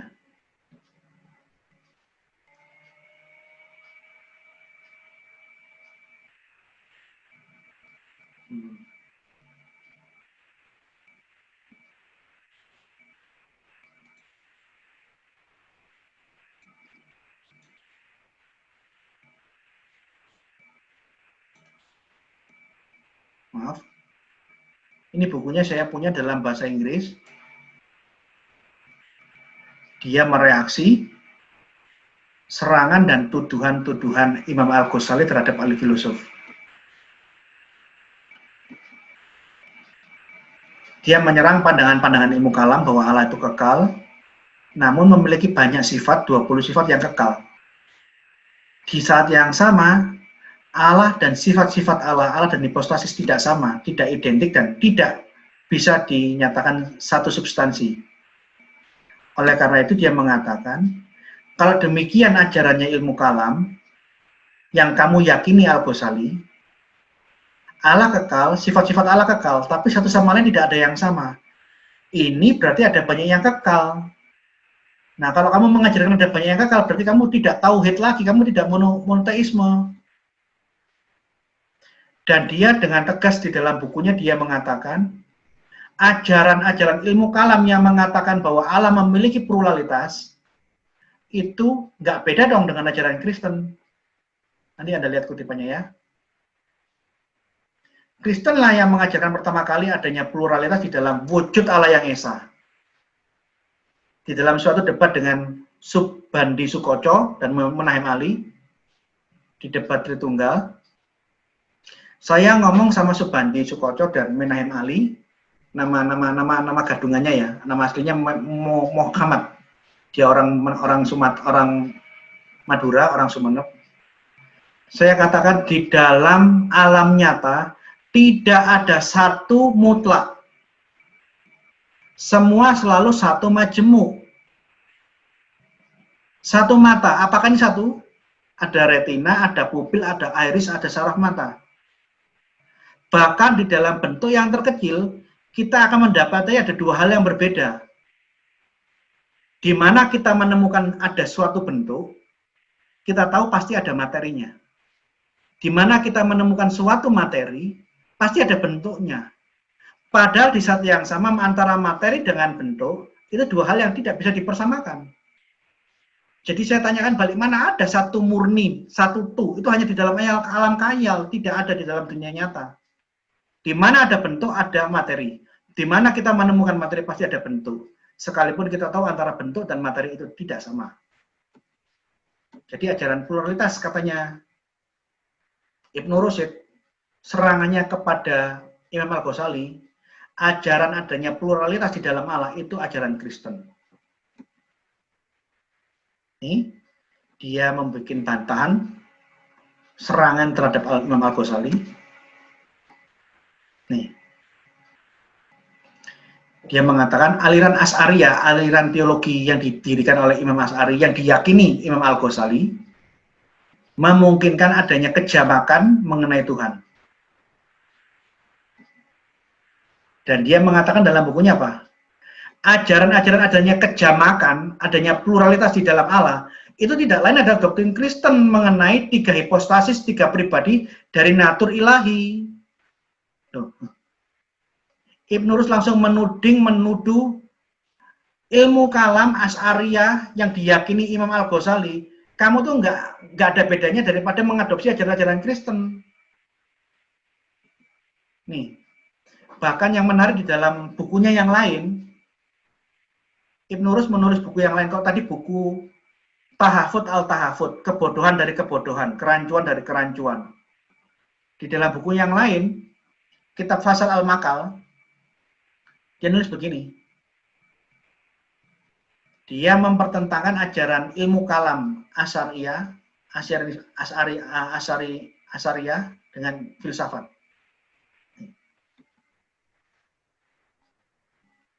Dia mengkritik ilmu sifat-sifat Allah, ilmu tentang adanya hipostasis dalam Allah tidak kurang pedas. Mazhab Asy'ari katanya mengajarkan bahwa sifat Allah ditambahkan kepada zatnya. Ajaran mengenai sifat Allah ditambahkan kepada zat. Itu membawa serta bahwa Tuhan bertubuh karena hanya di dunia terdapat perbedaan antara sifat dan yang disifatkan. Mereka sampai berkata bahwa sifat-sifat Allah berdiri pada dirinya sendiri, binafsi. Ini berarti bahwasanya terdapat sekian banyak Allah seperti jumlah sifat. Orang Serani, orang Kristen menerima tiga akanim, orang Kristen menerima tiga oknum, tiga pribadi pada Allah. Selaku pribadi wujud Allah itu Bapa, hayat itu Roh Kudus, dan ilmu itu adalah firman Allah. Dan yang Maha Kuasa berfirman tentang mereka, kafirlah yang berkata bahwa Allah adalah yang ketiga dari yang tiga. Kaum Serani, kaum Kristen, orang Kristen bermaksud bahwa Tuhan tiga oleh wujud Hayyun dan Alim, Dia ada, Dia hidup, dan Dia tahu, serta Esa selaku Sahih Wahid, Nah, kalimat yang saya garis bawah ini sangat-sangat pedas. Ibnu Rushd mengatakan apa? Tetapi teolog-teolog Asy'ariyah, mutakalimun Asy'ariyah, lebih kafir lagi, lebih kafir dari orang-orang Kristen. Kalau Kristen di dalam cara pandangnya Ibnu Rushd yang keliru, orang Kristen mempercayai ada 3 Tuhan. Lebih kafir dari orang Kristen adalah ilmu kalam, mutakalimun Asy'ariyah ini. Karena mereka mengandaikan adanya 21 Tuhan. Itu ada di dalam buku Al-Kasaf edisi Kairo, halaman sekian. Dan oleh karena itu Ibnu Rushd menolak, mengingkari hak untuk berfilsafat bagi kelompok ilmu kalam. Yang dimaksud mutakalimun Asy'ariyah, teolog-teolog Imam Asy'ari itu mengandaikan 21 Tuhan, itu maksudnya begini. Allah satu, kekal. Dia punya 20 sifat. Sifat beda dengan Allah. Sifat yang satu berbeda dengan sifat yang lain. Dan semua sifat-sifat ini, 20 sifat ini kekal. Nah, kalau semua ini berbeda, tidak sama, tidak identik, dan semuanya kekal, ini tentu ada 21 yang kekal. Nah, kalau ada 21 macam yang kekal, ini bukankah ada 21 Tuhan? Ini kira-kira begitu. Ini menarik ini. Jadi jangan dikira diskusi tentang teologi Islam itu sesuatu yang sederhana loh ya. Oh, nah seperti itu. Di dalam pergumulan teologi Islam ini agak berat juga. Karena di satu sisi ada yang benar dari tulisannya Imam Asy'ari, tapi bantahan-bantahannya Ibnu Rushd ada benarnya juga. Oleh karena itu Imam Ahmad bin Hambal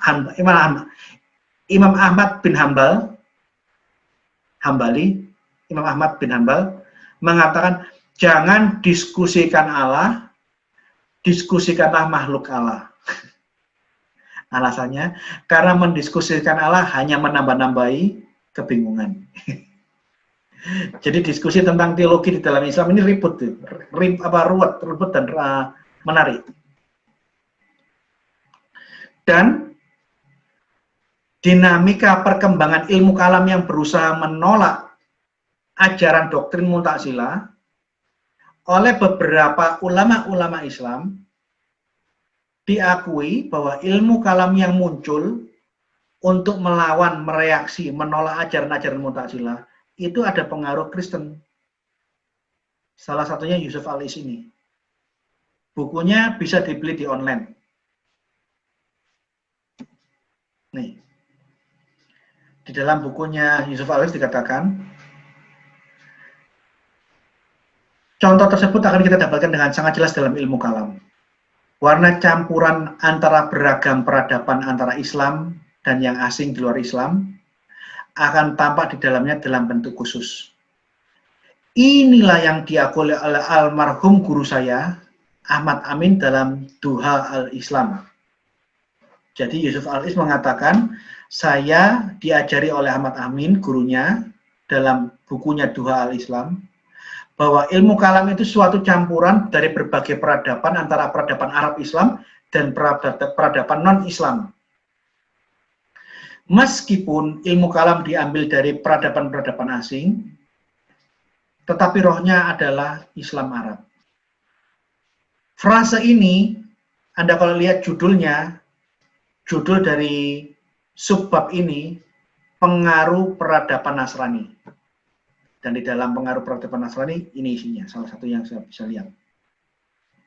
Jadi dia bilang, sekalipun dia dapat pengaruh dari berbagai ajaran-ajaran lain, ajaran asing, yakni salah satunya Kristen, tapi rohnya tetap Islam, katanya begitu.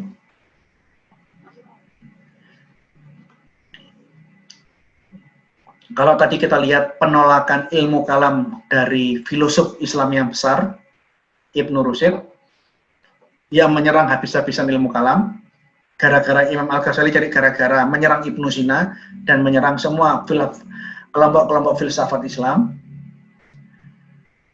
Kalau itu di zaman dulu, di zaman sekarang, aliran Islam yang menolak ilmu kalam ada juga. Ini bukunya, Kamus Bid'ah. Anda juga bisa beli buku ini di toko-toko buku Muslim ataupun di dalam online. Anda bisa beli online. Ini bagus banget.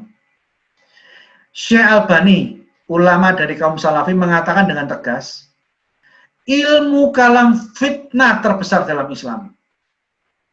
Ajaran ilmu kalam yang diajarkan Imam Maturidi, yang diajarkan Imam Asy'ari, itu fitnah terbesar dalam Islam. Teologinya yang diajarkan Imam Asy'ari, itu bidat, itu bid'ah, itu sesat.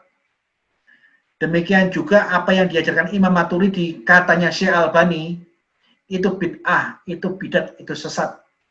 Sekalipun dia menyesat-nyesatkan ilmu kalam, menyesat-nyesatkan Asy'ariyah, teologinya Imam Asy'ari dan teologinya Imam Maturidi, Syekh Albani tidak menyamakan ajaran ilmu kalam dengan Kristen. Kalau Ibnu Rusyd menyamakan, dia mengatakan kamu mengajarkan adanya pluralitas di dalam Allah, itu kan tidak lain dari ajaran Kristen. Kalau Syekh Albani hanya menyerang pahamnya Imam Asy'ari tanpa menyamakan dengan ajaran Kristen. Nih di dalam bukunya. Kesesatan ilmu kalam dibilang apa? Semoga Allah memburukkan ilmu kalam yang merusak para ulama besar. Ini tulisannya di dalam Kamus Bid'ah Syekh Albani. Semoga Allah memburukkan ilmu kalam yang merusak para ulama besar. Di halaman sebaiknya sampingnya dia katakan, dia mengutip Ibnu Taimiyah bahwa ilmu kalam itu yang membuat banyak kekacauan-kekacauan. Bagaimana mereka, orang-orang yang datang kemudian itu, apalagi dengan mengisyaratkan kepada kalangan khalaf dari kalangan ahli kalam, yang banyak kekacauan mereka di dalam bab agama dan sangat tebal tabir penghalang mereka untuk mengenal Allah. Ibnu Taimiyah dikutip oleh Syekh Albani mengatakan, para ahli kalam itu banyak kekacauannya. Bid'ah berbagai kelompok. Syekh Albani mengatakan bid'ah pertama kelompok Asy'ariyah yang mengajarkan ilmu kalam, yang diajarkan Imam Asy'ari itu bid'ah. Detailnya Anda bisa beli sendiri dan baca di rumah. Maturidiyah dibilang juga sebagai bid'ah ke-9. Nih baca. Syekh kami rahimahullah.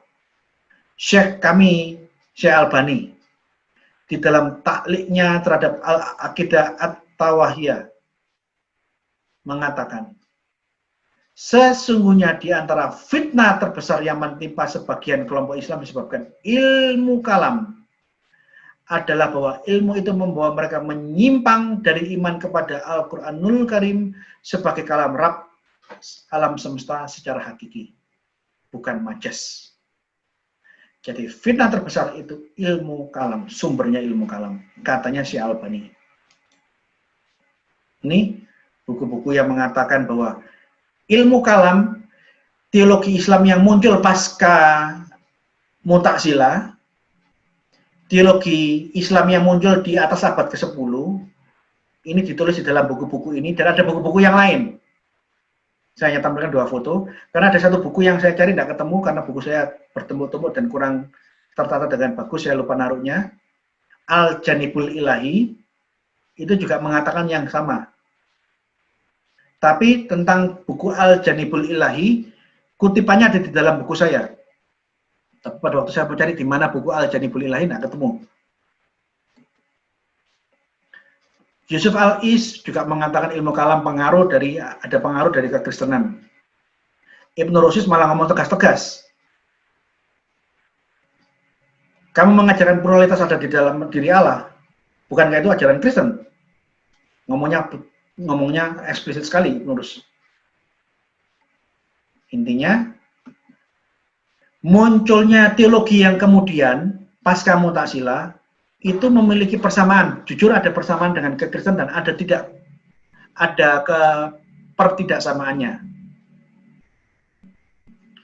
Orang Kristen percaya firman yang berinkarnasi, firman itu turun menjadi manusia, punya 2 keberadaan. Sekaligus insani, dia benar-benar manusia, sekaligus dia ilahi karena dia adalah logos. Di dalam Islam, dia mengatakan yang sama. Firman yang nuzul itu serentak khair al-makhluk, ini bahasanya Imam Al-Ghazali. Kalamullah itu tidak diciptakan, namun serentak dia juga serentak ciptaan, karena dia memang ada di kertas, ada di samak, ada jilidnya, ada tulisan-tulisannya. Quran bahasa Arabnya itu adalah kalam lafzi, itu ciptaan. Tapi Al-Quran dilihat sebagai kalamullah, firman Allah yang qaimah bil dzat. Quran sebagai kalamullah itu tidak diciptakan, dia khair al-makhluk. Mirip kan? Doktrin Kristen yang dipertahankan sejak abad pertama, Yesus adalah firman yang menjadi manusia, dia punya dua keberadaan, serentak insani, serentak ilahi. Dia benar-benar manusia, anak Maria, wujud jelmaannya manusia, tetapi dia hakikat ilahinya adalah logos yang satu dengan Allah, yang menciptakan alam semesta, kata Injil Yohanes pasal 3. 1 Yohanes pasal 3. Tanpa logos, tanpa dia, tidak ada segala sesuatu yang jadi dari segala yang dijadikan. Jadi, di dalam ajaran Kristen, Allah yang Esa punya pluralitas. Allah itu Esa wujudnya. Di dalam wujud Allah yang Esa, dia memiliki firman secara kekal, dan memiliki Roh Kudus, Roh Allah, hayat Allah secara kekal. Tritunggal. Nah, ini bisa menarik. Allah punya Allah itu Esa wujudnya, dan dia punya 20 sifat.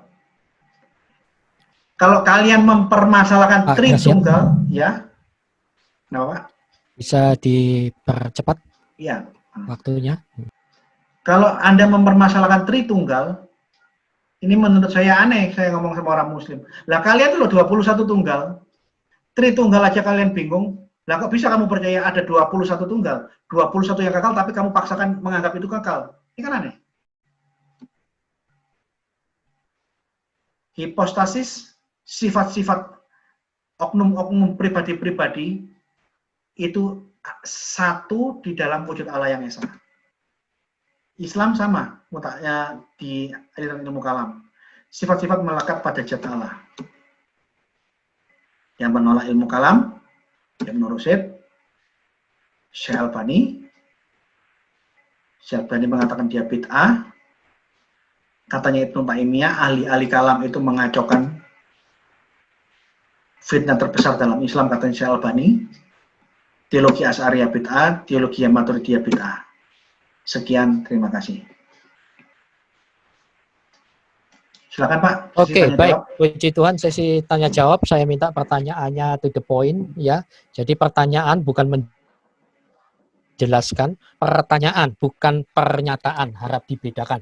Langsung saja yang pertama tadi, sebentar. Saya tutup dulu. Oh, sudah lower hand ya. Teddy Sunjaya, silakan. Minta bantuannya. IT sudah bisa di-unmute sendiri. Ya, halo Mbak. Oke, silakan malam. Pak Teddy Sunjaya. Iya Pak. Saya minta ini Pak ya videonya. Saya lagi kerja Pak. Saya kalau tampil video. Oh, baik. Soalnya muncul gambar cewek Pak. Iya, emang nggak apa-apa. Oke, silakan saya, langsung Pak. saja. Gini Pak, pertanyaan Pak. Mantap Pak. Tadi mengenai Tritunggal ya Pak ya. Ya tahu. Kalau menurut saya Pak, Tritunggal itu tuh apakah Yesus itu adalah Bapa Pak? Itu aja Pak. Terima kasih Pak.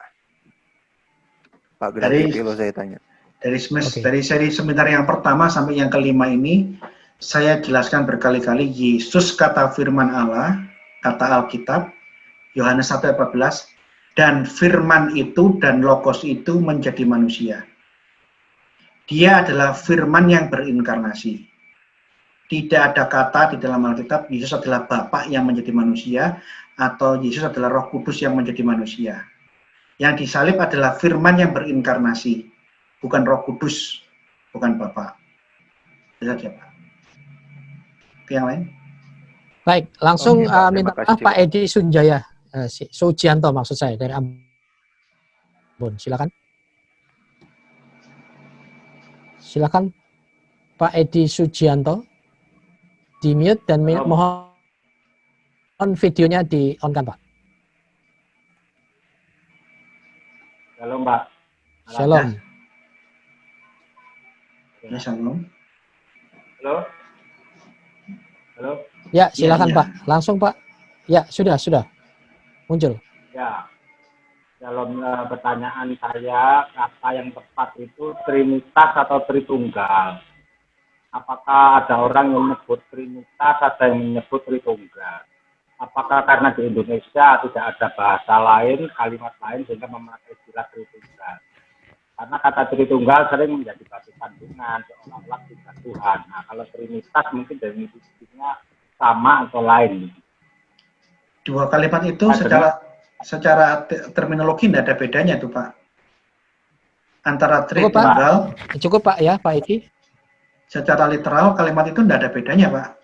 Anda mau ngomong Tritunggal menggunakan bahasa Sanskerta silakan, atau Trinitas Indonesia bahasa Inggris yang diindonesiakan, Trinity, Trinitas. Trinitas itu bahasa Inggris yang diindonesiakan. Atau Bapak mau ingin dalam bahasa Yunaninya Triados, semua itu sama artinya Pak. Jadi kalau ada yang menentang itu, sepengetahuan saya, mereka pertama tidak memahami apa yang diajarkan dalam Tritunggal sehingga salah paham. Kedua, mereka itu sudah dijelaskan berkali-kali tapi nggobloki. Seperti yang Mu'tazilah itu. 350 tahun itu bukan suatu masa yang singkat. Semua bapak-bapak gereja yang berdiskusi, berdialog dan berdebat dengan Mu'tazilah menjelaskan bahwa Allah itu satu wujud. Di dalam wujud Allah yang esa, Allah memiliki firman-Nya secara kekal sampai kekal. Di dalam Allah yang esa, Allah memiliki rohnya, hayatnya secara kekal sampai kekal. Penjelasan seperti ini diulang-ulang ratusan tahun, mereka tetap mengajarkan, pasti itu tiga yang berbeda-beda. Nah ini apa coba namanya? Bandel banget kan? Jadi Bapak Terima kasih Pak. Tritunggal atau Trinitas, Triados, semua sama aja artinya. Nah, yang lain? Terima kasih Pak. Iya, bagi telu sama tiga ya sama ya dalam bahasa Jawa gitu ya. Bapak mau ngomong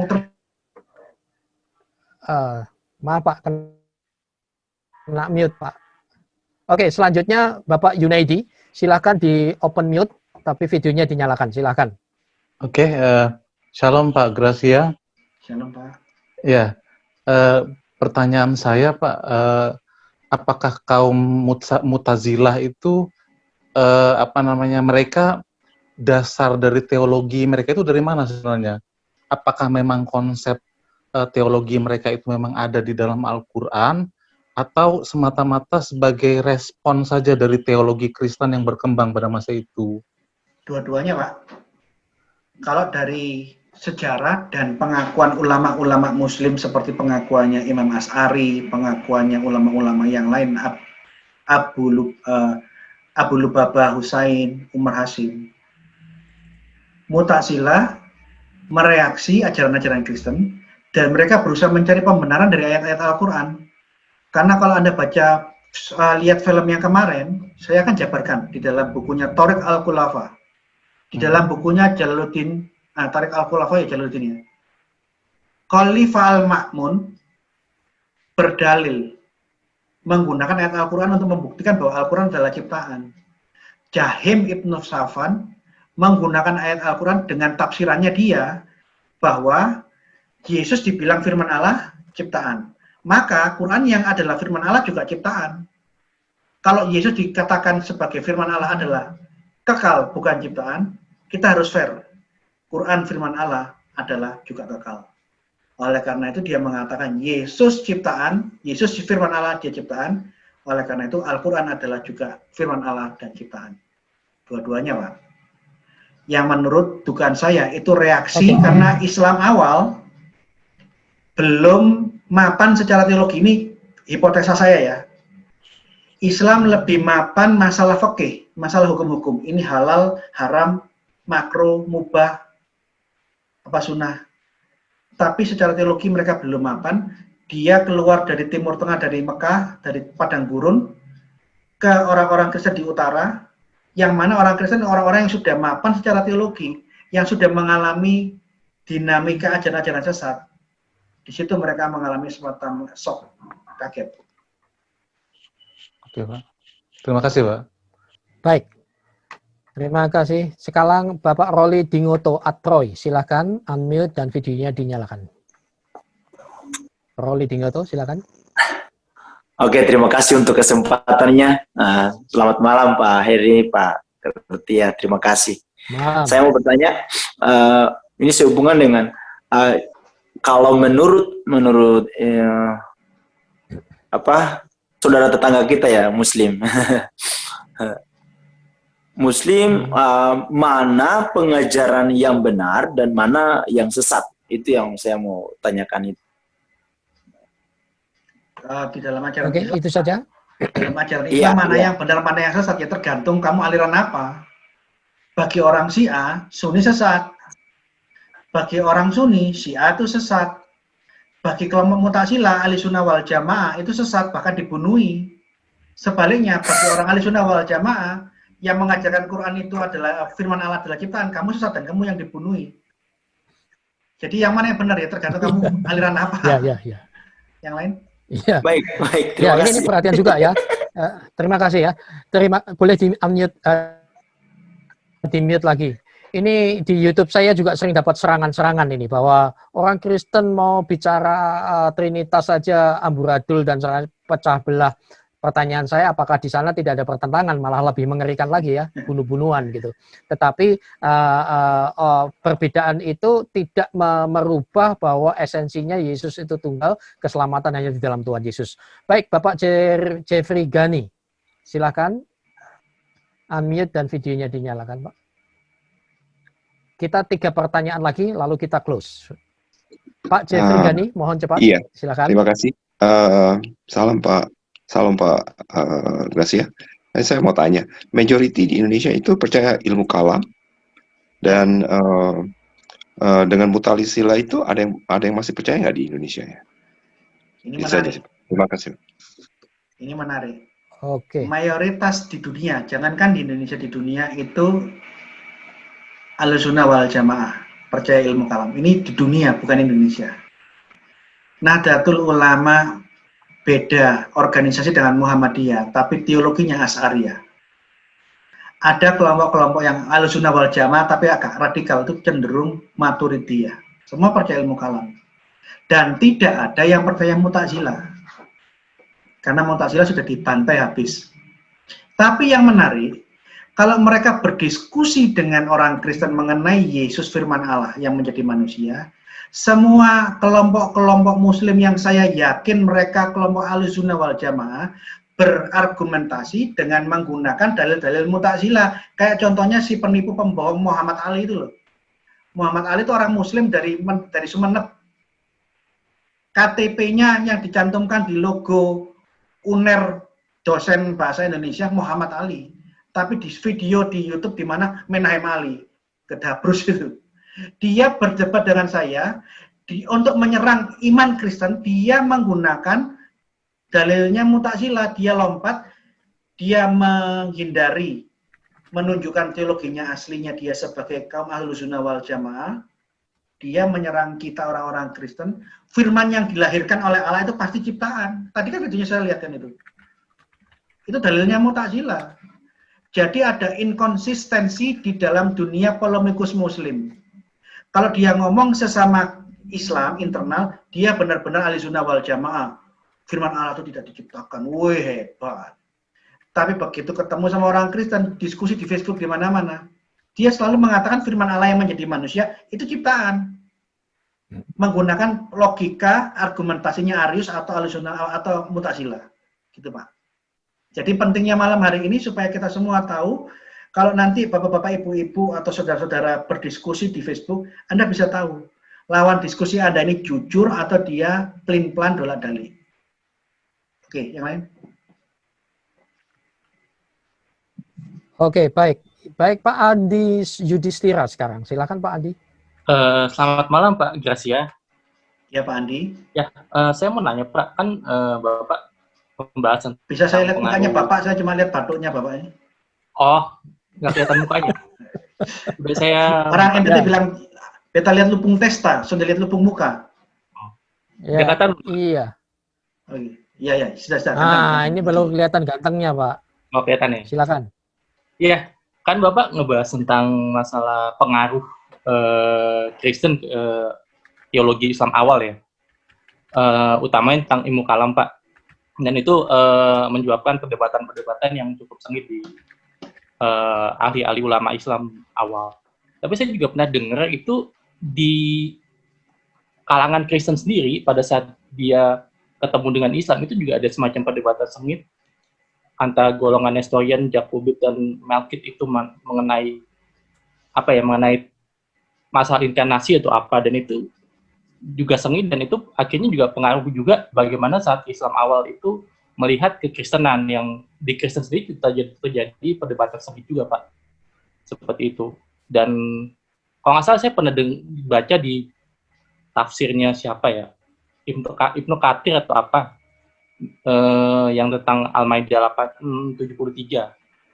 Di situ disebutin kalau nggak salah dalam golongan Kristen sendiri juga ada perdebatan sengit, dan antara golongan yang Nestorian, Yakobit dan Melkit itu saling mengkafirkan satu dengan yang lainnya.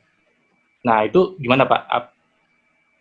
Apa yang ditulis sama Ibnu Katsir dan orang-orang Muslim tentang dinamika dialog tentang teologi Kristen itu seringkali tidak sesuai dengan fakta, asal-asalan. Masalah Nestorius itu di Konsili Efesus kalau nggak salah.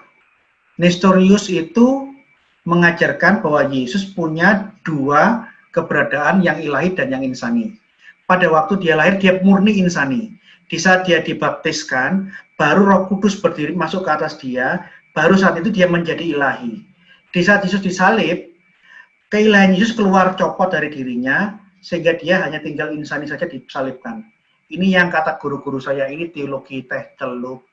Kadang dia manusia, kadang dia ilahi, kadang ilahinya keluar jadi manusia lagi. Ini yang ditolak. Dan yang menolak ini gereja gereja di seluruh dunia sebelum perpecahan di Kalsedon. Jadi tidak ada perdebatan sengit, seluruh gereja sepakat bahwa ajaran teologi teh celup, kadang Yesus manusia, dia hanya baru menjadi Tuhan ilahi setelah dibaptis, di saat dia disalib, Roh Kudus keluar, dia menjadi manusia lain. Ini teologi teh celup tidak pernah diizinkan menjadi ajaran resmi gereja. Yesus itu firman yang menjadi manusia. Wujud inkarnasi, wujud jelmaannya bisa dilihat mata, bisa diraba, bisa dipegang, seperti kata 1 Yohanes 1 ayat 1. Apa yang telah aku lihat dengan mataku sendiri, yang aku dengar dengan telingaku sendiri, dan aku raba dengan tanganku, yaitu firman yang hidup, itulah yang aku katakan kepadamu. Di sebalik wujud inkarnasi, di sebalik wujud turunnya sang firman dalam wujud manusia, Yesus adalah firman Allah, Logos, di mana Logos menciptakan segala sesuatu, dan Logos itu kekal bersama dengan Allah. Tidak pernah ada perdebatan sengit. Jadi, tulisan-tulisan di dalam dunia Islam mengenai dinamika tentang konsili-konsili dan penolakan-penolakan orang-orang bapak-bapak gereja tentang ajaran sesat, itu seringkali kurang tepat. Keliru-keliru mereka tulis. Orang masalah Paulus saja keliru-keliru kok. Di dalam bukunya tafsirnya Al-Qurtubi, dia mengatakan ada dua Paulus. Paulus yang di zamannya Yesus, di zamannya para rasul, itu Paulus yang benar. Tapi kemudian muncul Paulus yang lain, Paulus yang kedua yang mengajarkan ajaran sesat. Nah, ini Paulus mana coba? Jadi kalau ngomong tentang pandangan Muslim tentang ajaran-ajaran Kristen, banyak sekali yang salah paham dan keliru. Untuk Bapak mengetahui tentang sejarah konsili, lebih baik lihat langsung dokumen-dokumen notulensi mengenai 7 konsili ekumene yang saya miliki. Mungkin saya akan bikinkan serinya khusus satu persatu. Konsili Efesus seperti apa, konsili Konstantinopel seperti apa, konsili Nikea sudah, konsili Kalsedon seperti apa, saya akan bahas satu persatu. Oke, yang lain? Baik, jadi menurut saya juga untuk saudara-saudara non-Kristen kalau mau belajar jangan belajar sama bidat gitu loh. Dia mengatakan, oh profesor mantan ini teologi, lah wong orang agnostik kok, orang gendeng kok dipercaya. Jadi belajarlah sama sumber yang benar gitu. Dan juga rekan-rekan yang non-muslim itu fair. Kamu harus tahu ini benar atau tidak. Termasuk kemarin ya Pak Gersapelo juga digoblok-goblokin mengenai apa tidak ada perjanjian baru abad pertama yang pakai karbon apa karbon saya lupa. Radiasi karbon 14. Karbon Pakai C14. Ya karbon C14 dan seterusnya. Lah kamu taunya karbon mesin ketik kok mau membahas soal ini gitu ya. Jadi mesti bijaksana. Pak Gracia. Ya. Silakan closing statement, Pak. Enggak, saya mau tambah sedikit tentang. Oke, silakan. Waktu saya baru lupa ya. Oh ya, tentang manuskrip. Ada satu manuskrip sobekan kecil yang ditemukan di Gua Qumran. Bukti internal tulisan abad pertama. Tapi karena bukti eksternal ditemukan di Gua Qumran, semua ahli peneliti naskah Qumran satu kata. Sobekan perjanjian baru yang ditemukan di naskah di daerah di Qumran di Gua ke-7, dokumen ke-5, isinya sobekan Injil Markus itu dari tahun sebelum 70. Karena Gua Qumran sudah dihancur leburkan dan tidak berpenghuni di atas tahun 70. Semua ahli mengatakan karena bukti eksternalnya ditemukan di Qumran, itu pasti dari zaman sebelum abad pertama. Sebelum tahun 70, sekitar tahun 60-an. Jadi, saya ingin katakan, penelitian naskah-naskah kuno Alkitab terbuka, diteliti di universitas dengan penelitian yang akademis. Ada perbedaan pendapat pandangan. Tetapi, terbuka. Muslim menutup pintu. Begitu mushaf Topkapi dan Samarkand ditemukan, diperintahkan ahli-ahli bahasa Arab kuno dari kelompok Muslim meneliti. Profesor-profesor yang meneliti mushaf Topkapi dan Samarkand melaporkan ada banyak perbedaan. Pemerintah Turki menutup pintu, tidak boleh dilanjutkan. Mushaf Sana'a, begitu ditemukan pemerintah Yaman di loteng masjid kuno, memanggil ahli bahasa Arab kuno Profesor Gertwin dari Jerman. Begitu dia lihat, diteliti, hasil penelitiannya dilaporkan ke pemerintah Yaman. Ada perbedaan. Pemerintah Yaman langsung menutup. Tidak boleh dilanjutkan penelitian, silakan kamu pulang ke Jerman. Tapi menariknya, ribuan mikrofilm sudah didokumentasikan. Nah, ini yang saya akan tampilkan untuk diskusi dengan Ustadz Alwan.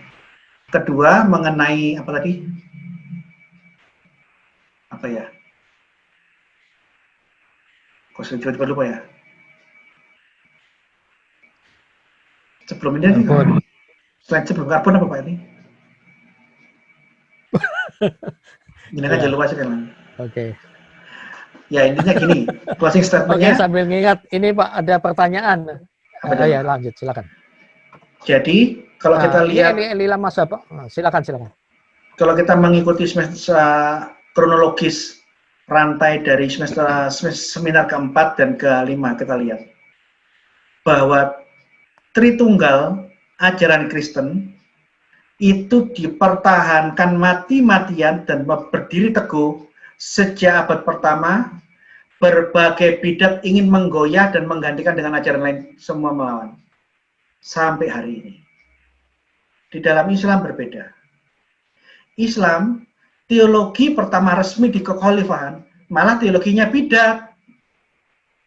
Sebagai reaksi dari diskusinya dengan orang Kristen, firman turun menjadi bukulus, terlambat firman turun jadi manusia. Loh, oh ya iya, Yesus cuma jadi manusia.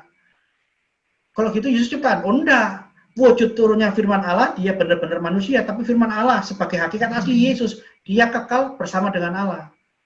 Dibantah, Mu'tazilah. Firman Allah itu ciptaan. Setelah didebat selama 300 tahun, ada penolakan internal Islam. Yang menarik, apa yang diajarkan oleh Imam Asy'ari, Imam Maturidi, dan penerusnya Imam Al-Ghazali, yang melawan Mu'tazilah, memiliki argumentasi-argumentasi yang mirip dengan orang Kristen, bahwa firman Allah yang diturunkan Allah punya dua sifat. Serentak hoir al-makhluk, tidak ciptaan, karena dia firman Allah yang kekal. Dalam wujud nuzulnya, dia makhluk. Ini apa enggak beda dengan kodrat ganda Yesus? Serentak dia insani, serentak dia ilahi. Jika orang Muslim awal menolak adanya pluralitas di dalam Allah, Allah tidak punya hipostasis, tidak punya sifat-sifat dalam bahasa teologinya Islam, direaksi sama orang Islam sendiri yang mengajarkan bahwa Allah itu punya sifat-sifat, Allah punya hipostasis. Ini kan menarik kan? Dan secara tegas Ibnu Rushd mengatakan ajaran ilmu kalam adanya pluralitas di dalam zat Allah itu tidak lain kamu sama dengan ajaran Kristen. Kalau Kristen dibilang kafir karena membagi Tuhan menjadi tiga, kafirnya kafir adalah ilmu kalam, kamu menjadikan 21 Tuhan. Katanya Ibnu Rushd. Diskusi teologi itu tidak sesederhana seperti yang dibayangkan, yang seperti di medsos. Di dalam dunia Islam, diskusi-diskusi teologi seperti yang saya tunjukkan, itu juga rumit. Ya kan? Intinya malam hari ini kita bisa lihat, siapapun dari kita, kalau andai kata mau berdiskusi dengan orang Muslim, kita bisa sadar bahwa teologi ilmu kalam banyak kemiripannya dengan ajaran-ajaran Tritunggal Kristen. Mirip dengan ajaran Kristologi Kristen, Yesus punya kodrat ganda. Terima kasih. Baik, luar biasa, dan ikuti terus webinar Gracia Pelo di channel ini, dan kita menjadi jadwal yang bersama dengan IKIM juga menjadi jadwalnya IKIM, dan juga langsung ikuti juga YouTube-nya Bapak Gracia Pelo ya. Saya rasa nanti besok biasanya cepat akan segera di-upload. Closing statement Pak, silahkan. Itu tadi Pak, sama saya Pak. Oh sudah, baik. Kenapa penambahan? Baik, terima kasih untuk waktunya. Kita tutup dalam doa ya. Mari kita berdoa bersama. Tuhan, terima kasih untuk pengetahuan yang Kau berikan kepada kami. Kami belajar untuk membangun, kami belajar untuk menegakkan kebenaran, bukan untuk mempermalukan. Kami berdoa untuk umat Islam, terutama saudara-saudara kami yang mau mencari kebenaran. Biarlah mereka belajar untuk mengerti, bukan untuk memojokkan. Dan tolong supaya mereka belajar di tempat-tempat yang tepat. Kami berdoa untuk yang dengan sengaja memutarbalikkan fakta. Engkau Allah yang hidup, keadilan ada di tangan-Mu, dan pembalasan adalah hak-Mu. Kami tetap mengasihi mereka. Bangsa kami Engkau berkati, dan setiap mereka semua akan menemukan Yesus Tuhan, Juru Selamat kami. Berkati Pak Gracia, keluarga, pelayanan, semuanya Engkau lipat kali gandakan setiap benih yang dia tabur, dia akan menuai begitu banyak. Terima kasih Tuhan, dalam nama Yesus. Amin. Tuhan memberkati semua saudara yang akan memberkati pelayanan Gracia Pelo di Inyo Manis. Anda bisa cek ya nomor rekeningnya dan segera transfer. Tuhan berkati. Terima kasih Pak Heri. Terima kasih untuk ilmu yang sudah Anda dapatkan. Terima kasih semua. Terima kasih.